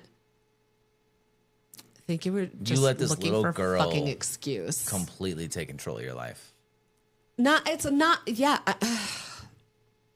Yeah. Like that is such a cop out. If I didn't meet this little girl, then well, she wasn't like young. She wasn't woman. Young. Yeah, what she the wasn't fuck that young, ever? This young woman, and then if you didn't meet her, then none of this would have happened. You are a grown ass man. Yeah, and you let this young fucking woman completely take over your life. Mm-hmm. Okay. Yeah. So he said that he told Shanann that he didn't love her anymore, and that's when it happened. Mm-hmm. And he says that he put his hands around her neck and strangled her to death. And he said that he felt like he had no control over it. Like he had made up his mind that morning that he was going to do it, and that he had no choice but to follow through.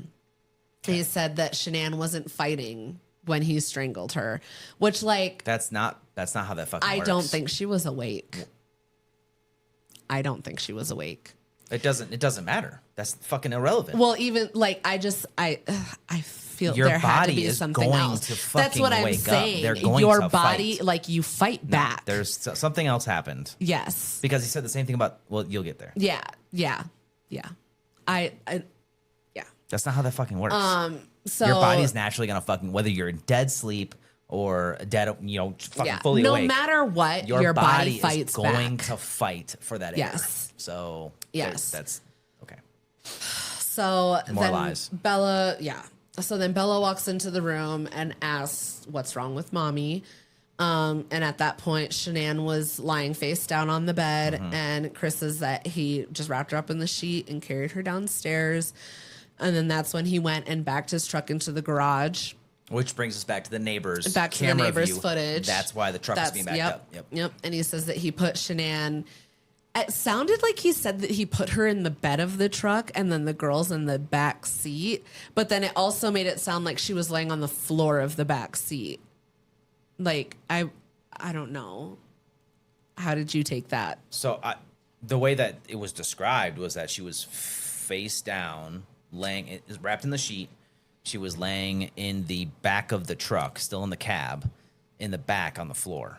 And then the kids were on the bench. On the bench. Yeah. There was nobody in because you got to think about it. If Shanann would have gone into the bed of the truck, you would have seen that on the footage from the neighbors. Oh, that's true. From the neighbors, because the bed of the truck wasn't in the garage. Yeah, it was still out. Just like the tailgate was right by the garage. So you would have seen that whole thing. Yep. So I think that's how he was able to conceal it, which actually, now that I think of it, he did know that camera was there because he came around that side to get her in.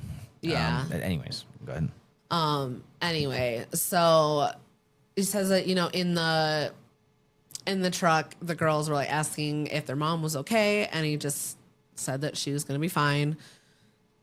He says that she's laying dead on the floor. Yeah. And he says that wrapped in a sheet. The girls were just silently like sitting in the truck as he drove out to the oil field. They fell asleep. And yeah, he said it was like a 45-minute drive out there, and he just like continued. Yeah. Just kept driving. Whole fucking 45 minutes. Mm-hmm. And he said that when he got out there, he killed Cece first. Yep. He put her blanket over her head, and then he killed Bella. Then Bella asked what happened to Cece, and then he killed her too. Mm-hmm. And he's crying as he's telling Graham all of this, and he's expressing his regret, wondering why he didn't just stop, why he didn't try to save his little girls' lives, and yeah, why? Good fucking question. Piece of shit. Yeah. Yeah. And I think these kids were what, 5 and 6.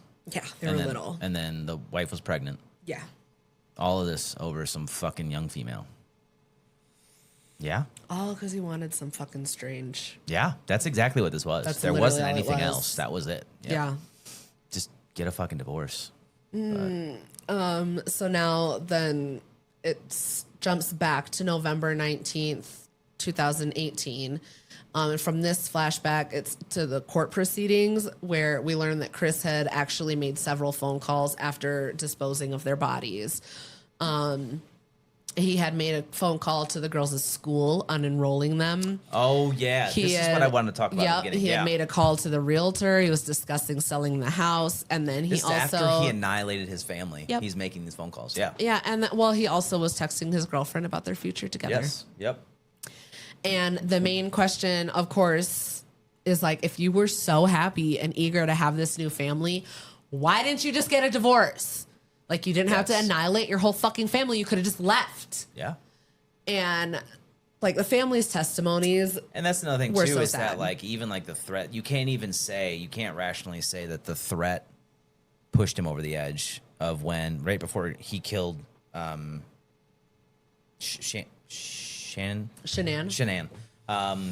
Before he killed her in the bed, right? She had made the threat of like, you're never going to see your kids again, right? So you can't say that that was the trigger because like then he still killed them and then you never saw them again.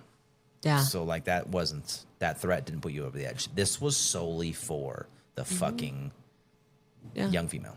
Mm-hmm. All of it.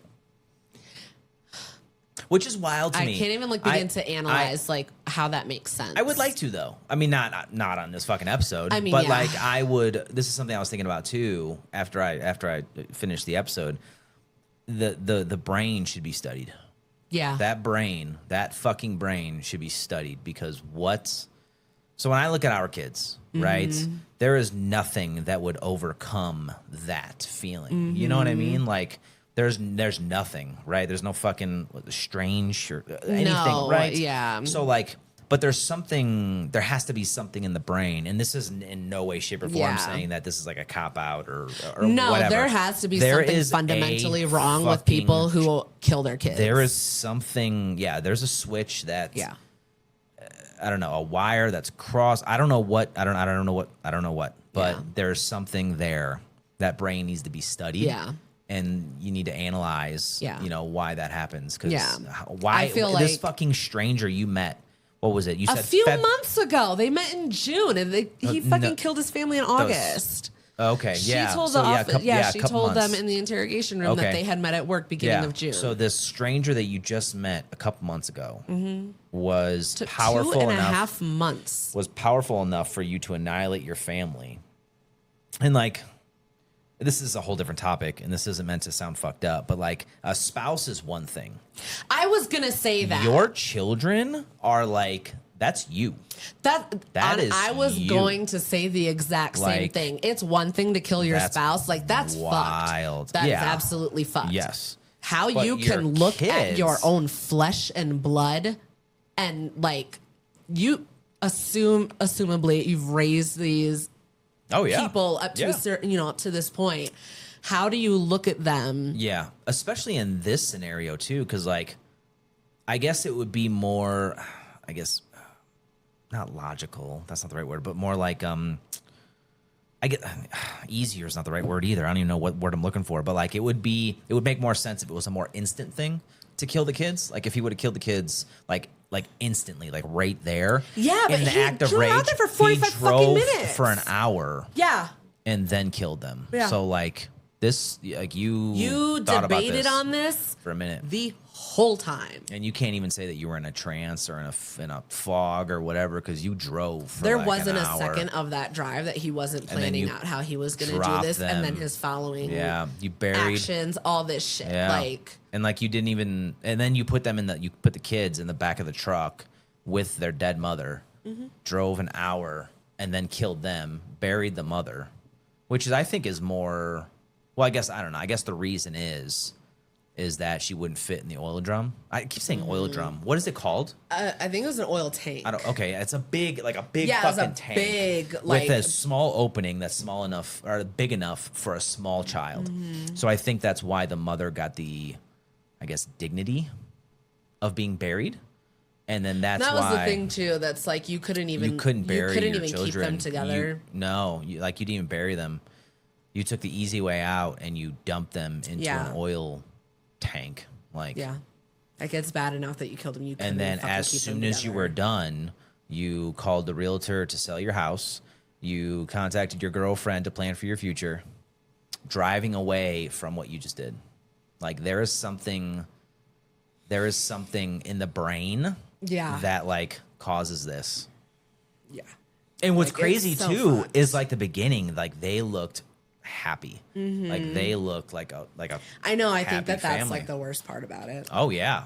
This guy Like, is fucking Yeah. a monster. And that's another question I had too. Not to take away from finishing up here, No, you're but fine. that's another thing too. Is like, I don't know anything about prisons, right?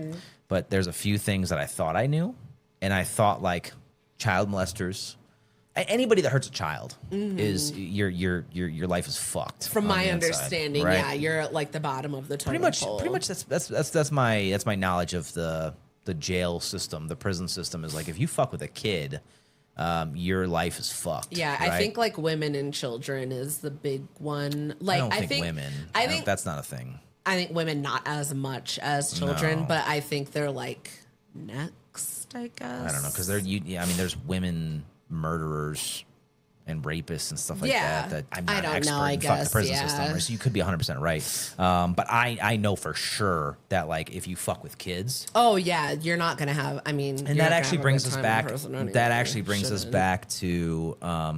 And I'd be interested to look into this because I hope he's getting raped in prison right now. Oh boy. Yeah, I wonder, like, if it brings back to the conversation about like the punishment, yeah. right? Like being taken out back and kind of Yeah. taken care of, Yeah. or like serving life in prison because he's serving 3 life sentences at least based off of the November. He's serving like 5 actually because of how young the girls were. It was okay. 2 life sentences for each of the girls. Oh, good. Okay. And then so it was 2 for the girls and then for Shanann. What And then about the the baby? unlawful termination for the baby. That's 6. That's unlawful termination, not murder. Oh, I see. So that wasn't a life sentence. I got it. Okay. Yeah.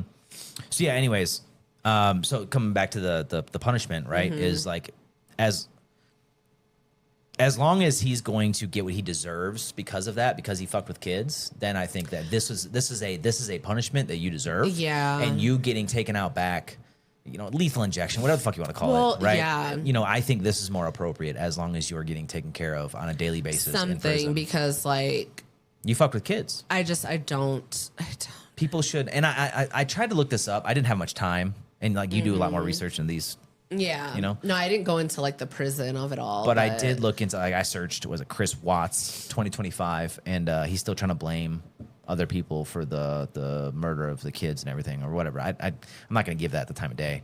But I really wanted to know, like, I really wanted to see an article of like Chris Watts gets fucking like gets his ass beat. fucked in Yeah. prison, right? Like Hopefully. something like that. But I didn't do a deep dive, but I was hoping to see something like that because you can only imagine like there's got to be something there. There's got to be, you fucked with kids, so you should Well, you killed your whole family. Reap the reward so you for could that. go be with your girlfriend. Well, I don't think other prisoners are going to look at you killing your wife in any way, shape, or, any different. I mean, like we had said, though, that's more, it's fucked up. Yeah. But like, that's more normal, I guess you could say. It's just the reality of it. That, but you like, kill your they kids. would, I feel like that's the line for even like fucking like hardcore prisoners. Oh murderers, yeah, like I think that's a line for a lot you of people. fuck with kids, and we're gonna fuck with you. Yeah. So I hope he's. Yeah, I hope he's reliving that every single day. Yeah.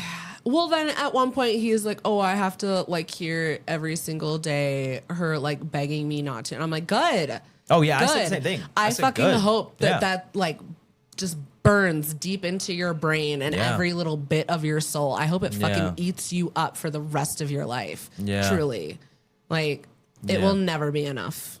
No, I don't think. The only thing is Yeah. that if he's getting what he deserves for fucking with kids. I mean, even it will never be enough. I don't know. Yeah, but that's true. So Nothing's gonna bring yeah. those lives back. So. So like the family testimonies that they gave during the court proceedings were so sad. I mean, yeah. felt horrible for Shanann's parents. Like just like the amount of rage that you would have to be feeling, but they still were like, I felt like they still showed him a lot of compassion. You can see his brother like eyeing him too. Like he wanted to jump over the fucking, I don't know what the thing's called. The half wall thing. Yeah. So, there's a lot of rage there. And then like with Chris's parents, I have a lot of feelings about their feelings. So I understand that they have to be just torn between like rage and shame. But I thought it was really fucking bold how his mom turned around and told him that they forgive him right in front of Shanann's parents. That's thought that was different. pretty. I wouldn't Forgiveness have is done weird. that. Forgiveness is a weird thing, though. Like forgiveness is not saying that it's okay what you did. That's not what that means. My thing is, I wouldn't have said that in front of her parents. I would not have said that in the court proceedings at all. That like a one-on-one thing. Yeah, that's fair. like, and I was really trying to like, okay, if this was my child, obviously I would like want to support that. Like I'd want to be there for them, but at the same time, like I said, they have to be filled with shame because that's their son. Like I would literally spend the rest of my life wondering what the fuck I did wrong. Like I would feel so much guilt and shame if that was my child. So I'm trying to sympathize with his parents in that way. But I thought it was really fucking bold for them to offer forgiveness right in front of her parents. Yeah. Tensions are high. I know, but I know. That's why I was like the family dynamics and like everything. Everybody looks at forgiveness differently, though. Like some people look at forgiveness like, I forgive what you did and it's okay and blah, blah, blah. Some other people just look at forgiveness like this is me letting go. Like, I'm not going to hold on to this any longer. I'm going to forgive you. And it doesn't mean what you did is fucking okay. But I am not going to fucking bottle this up because I know it's not healthy for me. Yeah. So I think that's kind of the differentiator. But I think you have a good point, though. I think that you can still let go of that cage, that, that like all those emotions. Resentment, emotion, whatever you want to call it. You can do that in like a visit. Yeah. Or something like that. Not in the middle of a court proceeding. But at the same time, like... it would be impossible for us to be like put ourselves in that situation and react, So, but I get it. I get it. They could have handled it differently, but in that situation, is there any real right way to handle fucking anything in that situation? I mean, nobody knows how to handle it because nobody's in that. Hopefully, nobody's ever in that situation more than once. Maybe it was a way of them letting go, like we forgive you, in a way of like. I don't know. Because like what you had just said, like analyzing what you did wrong. I don't know if maybe they were looking at it that way. Like they were just letting go in that kind of aspect, maybe. I don't know. I mean, it's hard to say. I already had a lot of like opinions about his parents, so I think maybe that's where I was struggling with it as well. As far as like just how they had been treating her before that. Like they didn't go to the wedding because they didn't like her. They, had the whole allergy thing, and then they didn't go to the birthday party. It sounds like they weren't really trying to remedy that relationship. Yeah. I don't know. Yeah. So that's where I said I had a Doesn't lot mean of like anything was conflicting. warranted, but yeah, I get it. No, I get it. Yeah, I just had get a it. lot of conflicting feelings about his parents already. At one point, I thought that the mom was in on it because she tried to poison the kid. I thought she was trying to help him annihilate the family. Again, like I didn't just watched take it the one as time, like her deliberately. but I was like, why would a trying- grandmother not know what you're fucking allergic to? And then also, like, I found it interesting that like everything that I forget her name, Cece was allergic to, everything she was allergic to was in that cake, and I was like, yeah. that's suspicious. Yeah, So like I thought all maybe, this. obviously, it wasn't, at least from what we know, it wasn't. Well, the that's why I case, was but- saying, like, I had my own opinions about Yeah. his parents that, like, they came off very selfish, very self-centered, very like. Well, also, I it want seemed like my own things my way and blah, blah, blah. But like my thing, especially, I didn't take it as like they were specifically trying to poison Cece, but the fact that they didn't care enough to make sure that kids love ice cream. Kids fucking love ice cream. Mm-hmm. You're going to purposely keep ice cream in the house that you know that she cannot have. Oh, right, yeah. I mean, maybe they didn't know. Even that I don't know. alone, I don't know. I would feel At the like end of the day, if I don't it get didn't to seem see, like they were in on it. no, obviously. I don't think that they were in on it, Yeah. but I do see where she was coming from with like not wanting her kids around them because Oh yeah, 100%. That was warranted. well, for if sure. you don't see my kids that often, I'm telling you, like, hey, there's these things that we need to be aware of. You're not going to take some extra precautions to try and make sure Right. that like they're Yeah. going to be safe Oh, yeah. while they're here. And then also, like, I mean, this is kind of getting off topic, but like the whole blow up that happened after it. Yeah. Like, if you almost killed my kid and I check you for it and then you catch an attitude, we have a bigger problem. Yeah, we're going to fucking fight. We have a bigger fucking problem. Yeah. So Yeah. that's you a don't get to whole different endanger thing. my child and then act like I'm crazy for reacting to I'm gonna it. fuck your day up. Yeah. So I mean, I don't know. That's the whole thing. But that it all stems back to, that's why I thought that maybe they were involved in it. Yeah. But at the end of the day, they weren't. Obviously, this isn't meant to point the finger at them. But also another thing too is that what was Chris's dad's name? Ronnie and Chris were like best friends. I guess is what it said. So that was another thing too. Mm-hmm. That kind of complicated the whole thing because they had such a close. Well, that's why I said that, relationship. like, I was trying to sympathize. I don't know. All of the everything pointed to him having a decent upbringing. Mm-hmm. He was happy.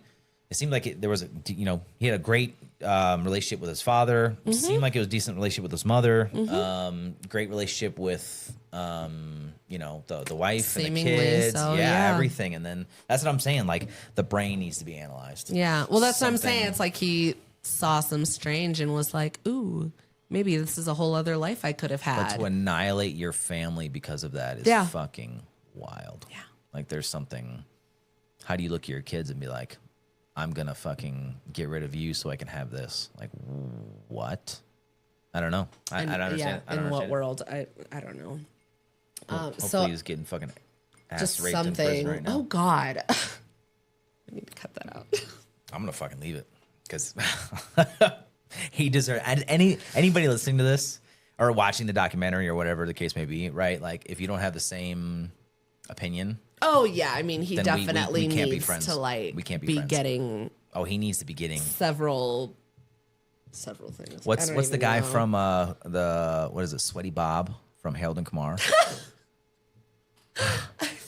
Is it Sweaty Bob? Big Bob? Big Bob, yeah, he needs to be visited by Big Bob. Dick meat sandwich. Yeah, the dick meat sandwich, fucking on an hourly basis, not even daily.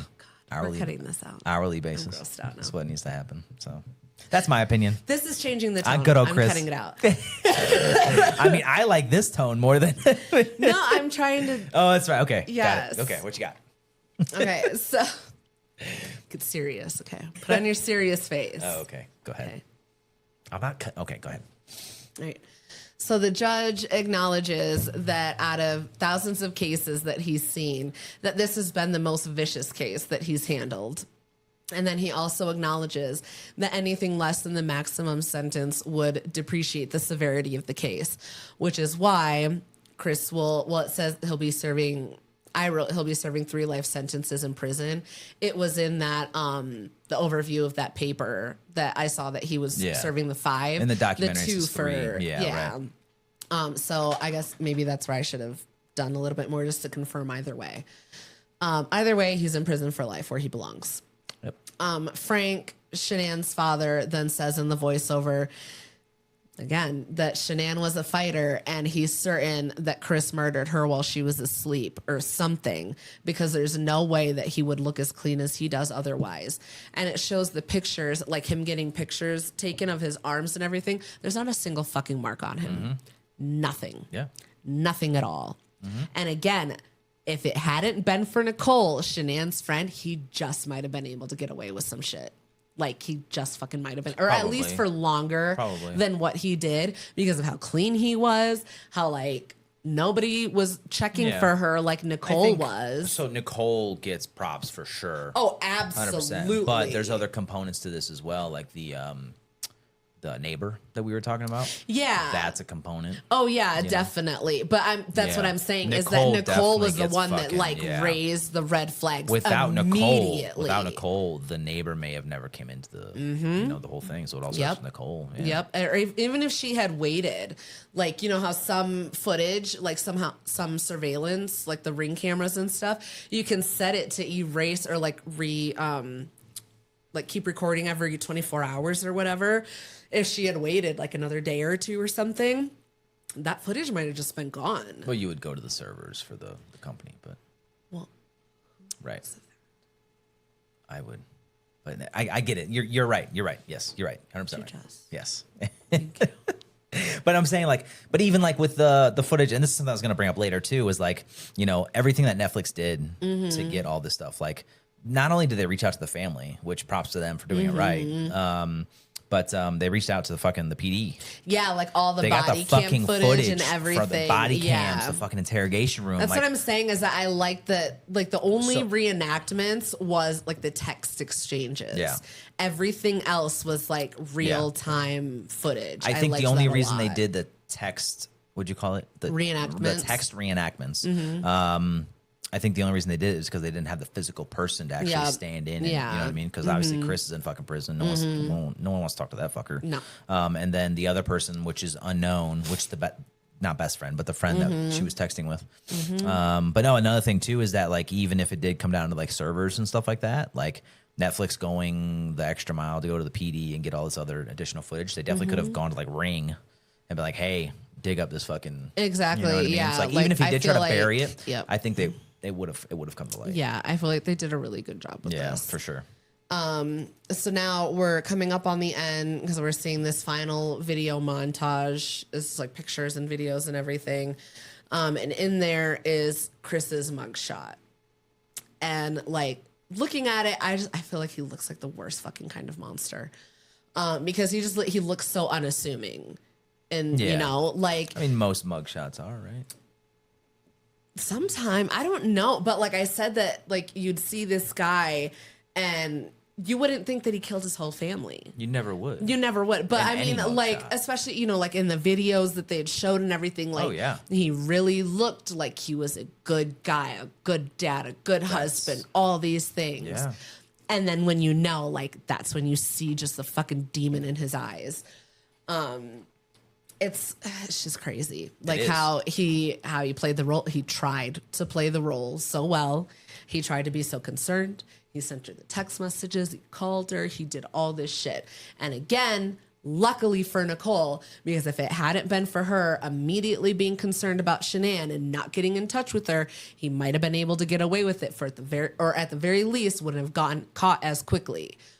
And so in the final voiceover from Shanann, she's talking about being so grateful for her family, especially after getting sick and everything. Did you want to say something? No. Oh, okay. And she clearly adored her daughters. I mean, she was always with them. She was always loving on them, giving hugs and kisses and all this stuff. I mean, and whether it was for social media or not, like, she clearly fucking loved her kids. Oh, 100%. Clearly. Yeah, that should And never be brought into question. Yeah, so that's why I'm glad that, like, this narrative of her being the one to kill them was expelled in the court process. Oh, yeah. Like, I'm glad that that was one thing that they made very fucking clear. So in these final images, there's like the final messages that come up, and it says, in America, 3 women are killed by their current or ex-partner every day. Parents who murder their children and partner are most often men, and this crime is virtually always premeditated. So with that, I would like to end this with a little PSA. The National Domestic Violence Hotline is 800-799-7233. If you cannot make the phone call, you can also text BEGIN to 88788. And they have help available 24/7, 365 days a year. Wow. And we will also include this information in the show notes. So I also want to say, if you ever find yourself in this situation, just know that you are not alone. And there are people out there who care about you and will help you leave and stay safe. Yeah, 100%. So that was the end of the documentary, American Murder, The Family Next Door. What did you think about it? I mean, obviously, we talked about most of it. Yeah. It was very dark, right? Yeah. Yeah, it was just very, very dark. But I think shedding light on it, I think Netflix did it for different reasons. For various reasons. I would like to think that it's to spread awareness, because like you got Elena's books, which is like pure entertainment, right? But this is real life. This is real. Yeah. Like, this really fucking happened. Which I think is, but again, and I don't know why I keep coming back to it, but in my mind, it's kind of comforting, I guess you can call it. This is a Netflix documentary. Like, we didn't do this digging. We didn't fucking find this information. This is on fucking Netflix, right? And I like to think Netflix did it for, like I said, various reasons. And one of those is I guess, situational awareness. Like, this happens all the time, clearly, and fucking happens all the time. So seeing those signs, and I think we talked about this. Was it the last episode we were talking about like abuse? I forget what it was. I thought it was an episode earlier about like leaving a dangerous situation. Was it the Am I the Asshole from the last episode, right? Oh, yeah. The one that we just recorded today. Yeah, that one where it was like, you need to leave. Like, I was dead serious and that's episode 9. Yeah. The Rant Files. It's going to be released with this one. Yeah, right. Yeah. But we talked about it a little, and I was dead serious. And that's more of our like funny episode, because I run it. But please. but no, I was dead serious when I said that female and that Am I the Asshole? At least in my opinion, is to get out of that relationship, because those are the beginning kind of signs, the red flags and all that kind of stuff to this situation, to this very fucking thing right here. Yeah. So I think it's good to have the knowledge. It may be uncomfortable to listen to or to watch or whatever, but to bury your head in the sand and to ignore that it's a problem is part of the fucking problem. Yeah. So that's my opinion on it. Yep. Yeah. So I do want to say thank you to everybody for sticking through this one with us, because if you did stick through, because I know that it was really tough. It's a tough case. I mean, obviously, it's especially a family annihilator case. Yeah. But stories like this matter. Yeah. And it's important for us to talk about them so that the victims aren't forgotten. But like I said, I do acknowledge that these stories are tough and they can take a toll. So go get yourself a drink, whether it's like water or something else. Go outside, touch some grass, ground yourself a little bit, and then come back next week for 2 more episodes on the Ranting podcast. Yeah. And next week for Rants on the Rocks, like I said in the beginning, I promise I'm going to lighten it up. Let's go later. My plan is to review The Rachel Divide, It's the documentary on Netflix about Rachel Dolezal. Have you ever heard of her? I don't know what that is. What is Rachel? What is it? Rachel Dolezal. Dolezal? What is Dolezal. that? What is that? So she is a woman. She's like the original Blackfish. What is that? What's a blackfish? Blackfishing is when people like do their hair or makeup in a way that makes them look like they're black, but they're not. Like blackface? Is that what? Like Robert Not Downey Jr. as- in Tropic Thunder? I guess that could be blackfishing. That's like blackfishing right into blackface. So okay, are these okay? She wasn't doing blackface, Okay. but This sounds she like cancel would do culture. like dark. Oh, she got canceled the fuck out of. Yeah. Oh, okay. So yeah. that makes more sense. Yeah. Okay. She. I say, how's that allowed? Yeah, no, she was doing like had. I don't want to get too far into it and like. That's fine.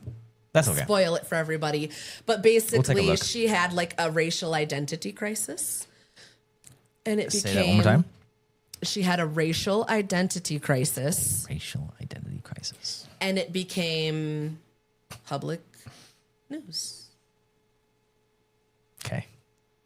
So Racial identity crisis. with that, next week there's no murder. I promise. I'm lighting it up. Next week, lightening it I up. identify as black. That's what we're gonna do. I'll allow it. Racial identity crisis. Get the fuck out of my face. Well, we can talk more about it next week down. when we discuss Rachel Dolezal. I'm down. Is that a train wreck? Or is that No, a that's ser- different. Okay, It's a series? different Okay, one. got it. Yeah. Okay. So until then, Yep.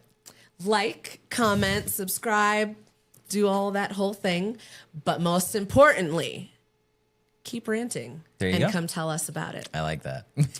Goodbye. Bye.